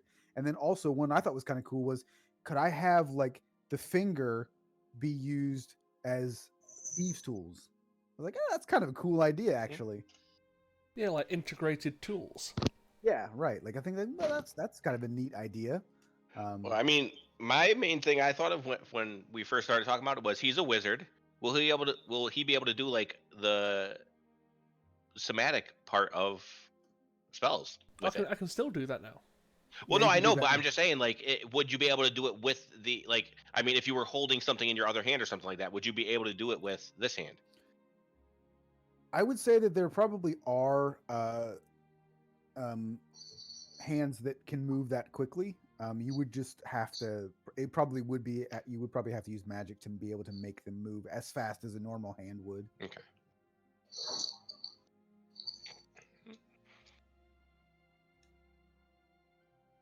But yeah, we'll see what the dwarves have when you get there. Because again, I posted it earlier. I'm adapting the Dragon Age. That's the one where most recently I saw that trope is that the dwarves don't use magic. Um, in this world, they would be able to be clerics and they would be able to be paladins because they get that power from outward. That's granted to them by the gods. But the dwarves themselves don't have the arcane spark, so they could never ever be sorcerers. Um, in maybe some rare cases, like um, certainly if there was like if they were half dwarf, half something else, they might have the ability to become a wizard, possibly. Um, but I like the idea of having that limitation on I someone kind of else. always assumed that was why they relied on technology so much was because they didn't have that kind of Well, arcane. and that's kind of where what I was when I was thinking about the prosthetics and thinking about the guns and stuff. That's kind of why I decided to just go full on and say that's they don't have that. But then I also wanted to make it part of the game as well. So it was like, okay, well, you know, maybe they have the disadvantage of like they will automatically fail anything related to Arcana. They just don't Hmm? have any knowledge of it. But I also kind of like the idea that because they don't have the arcane spark, that they may also be somewhat resistant to it as well. Like if someone casts arcane magic upon them, they may also be somewhat resistant to it. Hmm? I like that idea as well, just because they don't react to that at all. Um, but Definitely it's cool not ideas. applicable because none of you have played any arcane type dwarves. Mike, you had your one character that showed up to save everybody from the hag was a dwarf, but He was a cleric. yeah, so that still works for him, and also it would work for druids as well, just because of the idea that like dwarves already have like the ability to like talk or read the history of stones, which to me is a very nature-based thing. So feels like they should also be able to use nature magic. Would you say warlocks would work too, since they kind of get it from a patron? Yeah. I mean, like, I would say that like they're the only limitations that I would ever place on stuff like that. It would be if any sort of um, cross class like spells. So like there might be certain spells that they couldn't learn as a warlock, just because there's I can't think of an example, but something that might rely too heavily on the idea of it being like arcane magic. Well, Um, shield is a primarily arcane spell. yeah, so arcane missiles. Like that's a World of Warcraft thing, but um, essentially it's the same thing as magic missiles. But there may be a couple of things on there, but yeah, I mean, when the power is granted from something else, so they're drawing upon their god or they're drawing upon their patron to be able to cast the magic. It's not the same thing as it would be where they're channeling it through themselves. So anyway, that's totally off topic, but we were talking about the dwarves, so just thought about that. So, what do you guys want to? You just want to inform Grayson about what's going on? Well, Yeah, yeah, I'd get to Sorn and ask him if he had any message either. And I don't think I vaguely remember stating this to you guys, but now it's been so long. Victoria left through the portal that Grayson went in. That was in the lodge before it was destroyed. I don't know if I mentioned that to anybody. yeah. I think Oh no, yeah, you did. Okay. So yeah, sorry. Continue. So Sorn, any info or anything? None from me. Primarily, what Lena told you should be sufficient. All right. All right. So yeah, You could always tell him that Son doesn't find him as charming as he thinks he does. I think that will remove some words he needs. Well, I will let Anto decide what he wants to say.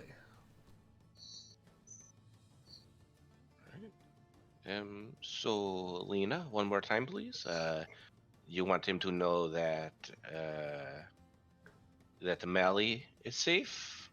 Yes, And Mally is safe. The lodge and portal are destroyed, and Sorn and Lena are fine. right.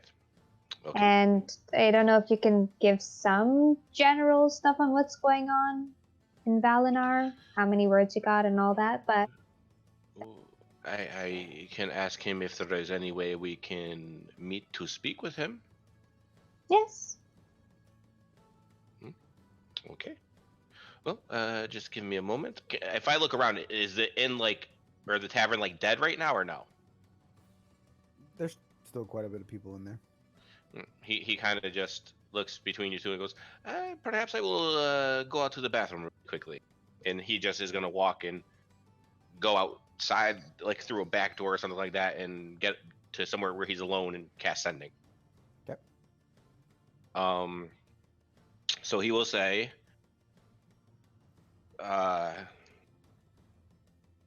this is a friend of Sorn and Lena. The tavern, no, not the lodge has been destroyed with the portal. Mally is safe. Is there any way to have a meeting?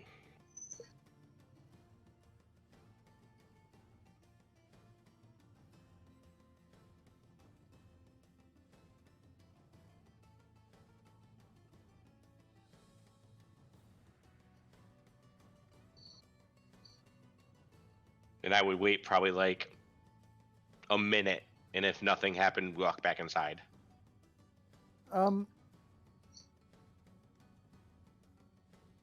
It takes you as you're starting to walk back inside, you do get a response, and then you kind of remember that he's not on this plane of existence, so it might take a little bit longer. Okay. And all that you hear back is because you asked, is there a way for you to meet? And he just replies, not right now. Okay. I head back in, and I just say, well, he is alive. He has responded that there is not a way right now to have any sort of meat. okay, well, at least I guess he knows kind of what happened to us, so that's good. Hopefully, this portal that you are talking about was not his only way to get back to this realm. I believe someone like Grayson would have an alternative route.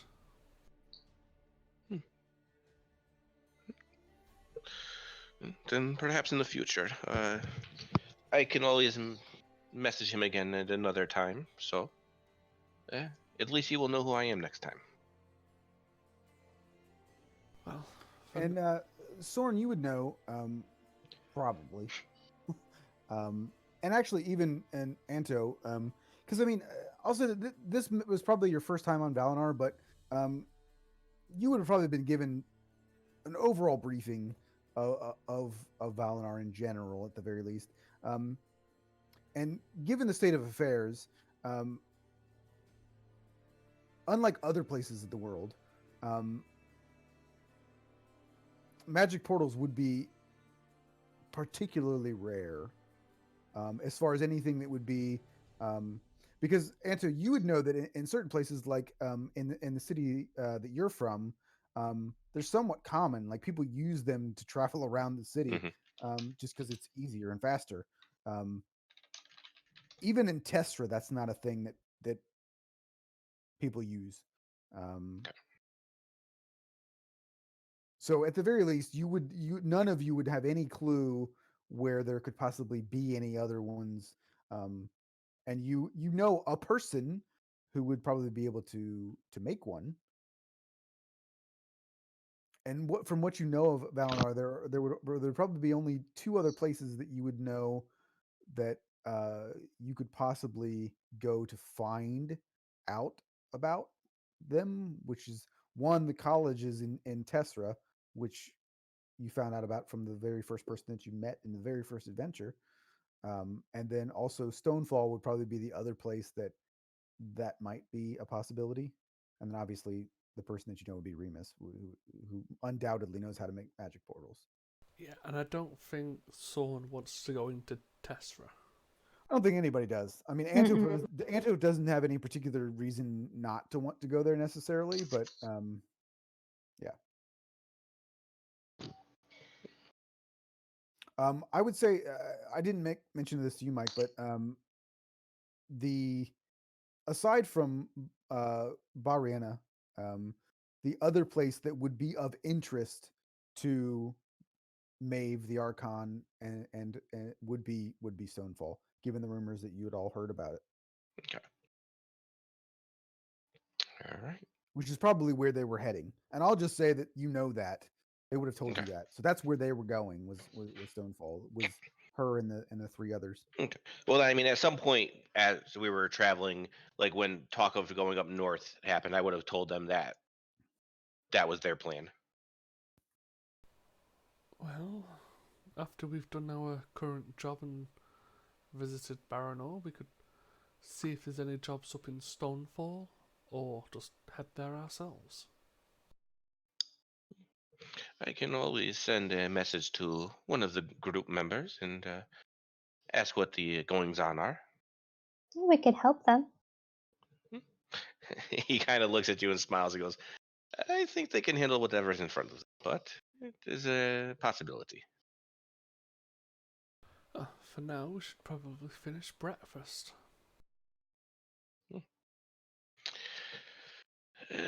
So, this place we are going, Baranor, it is where you're from, and he kind of looks at Lena. Yep. Is there anything we should know about this place?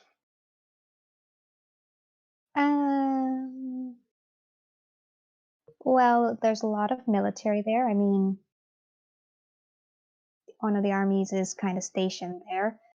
There's an underground with a bunch of dwarfs.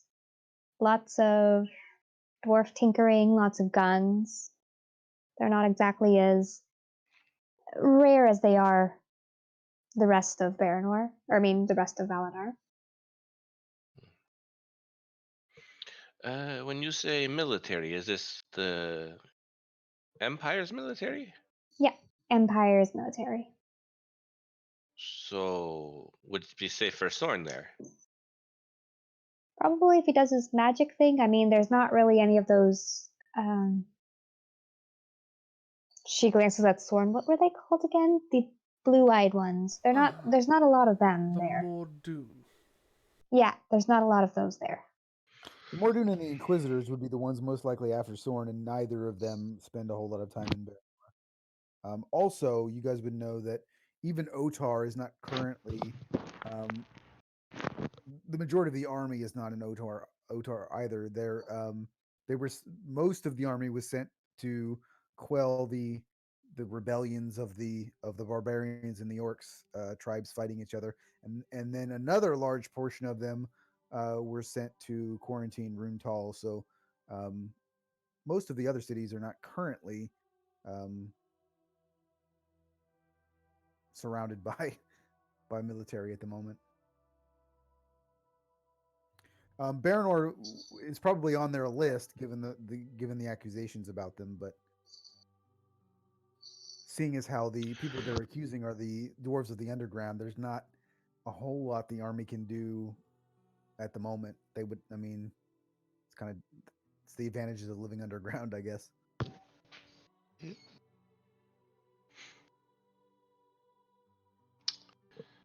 All right.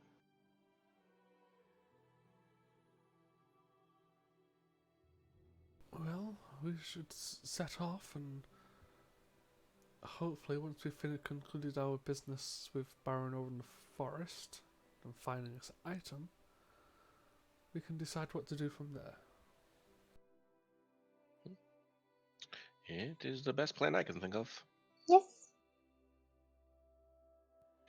Right. Ooh. Let's be off. All right. So we will go ahead and stop there. So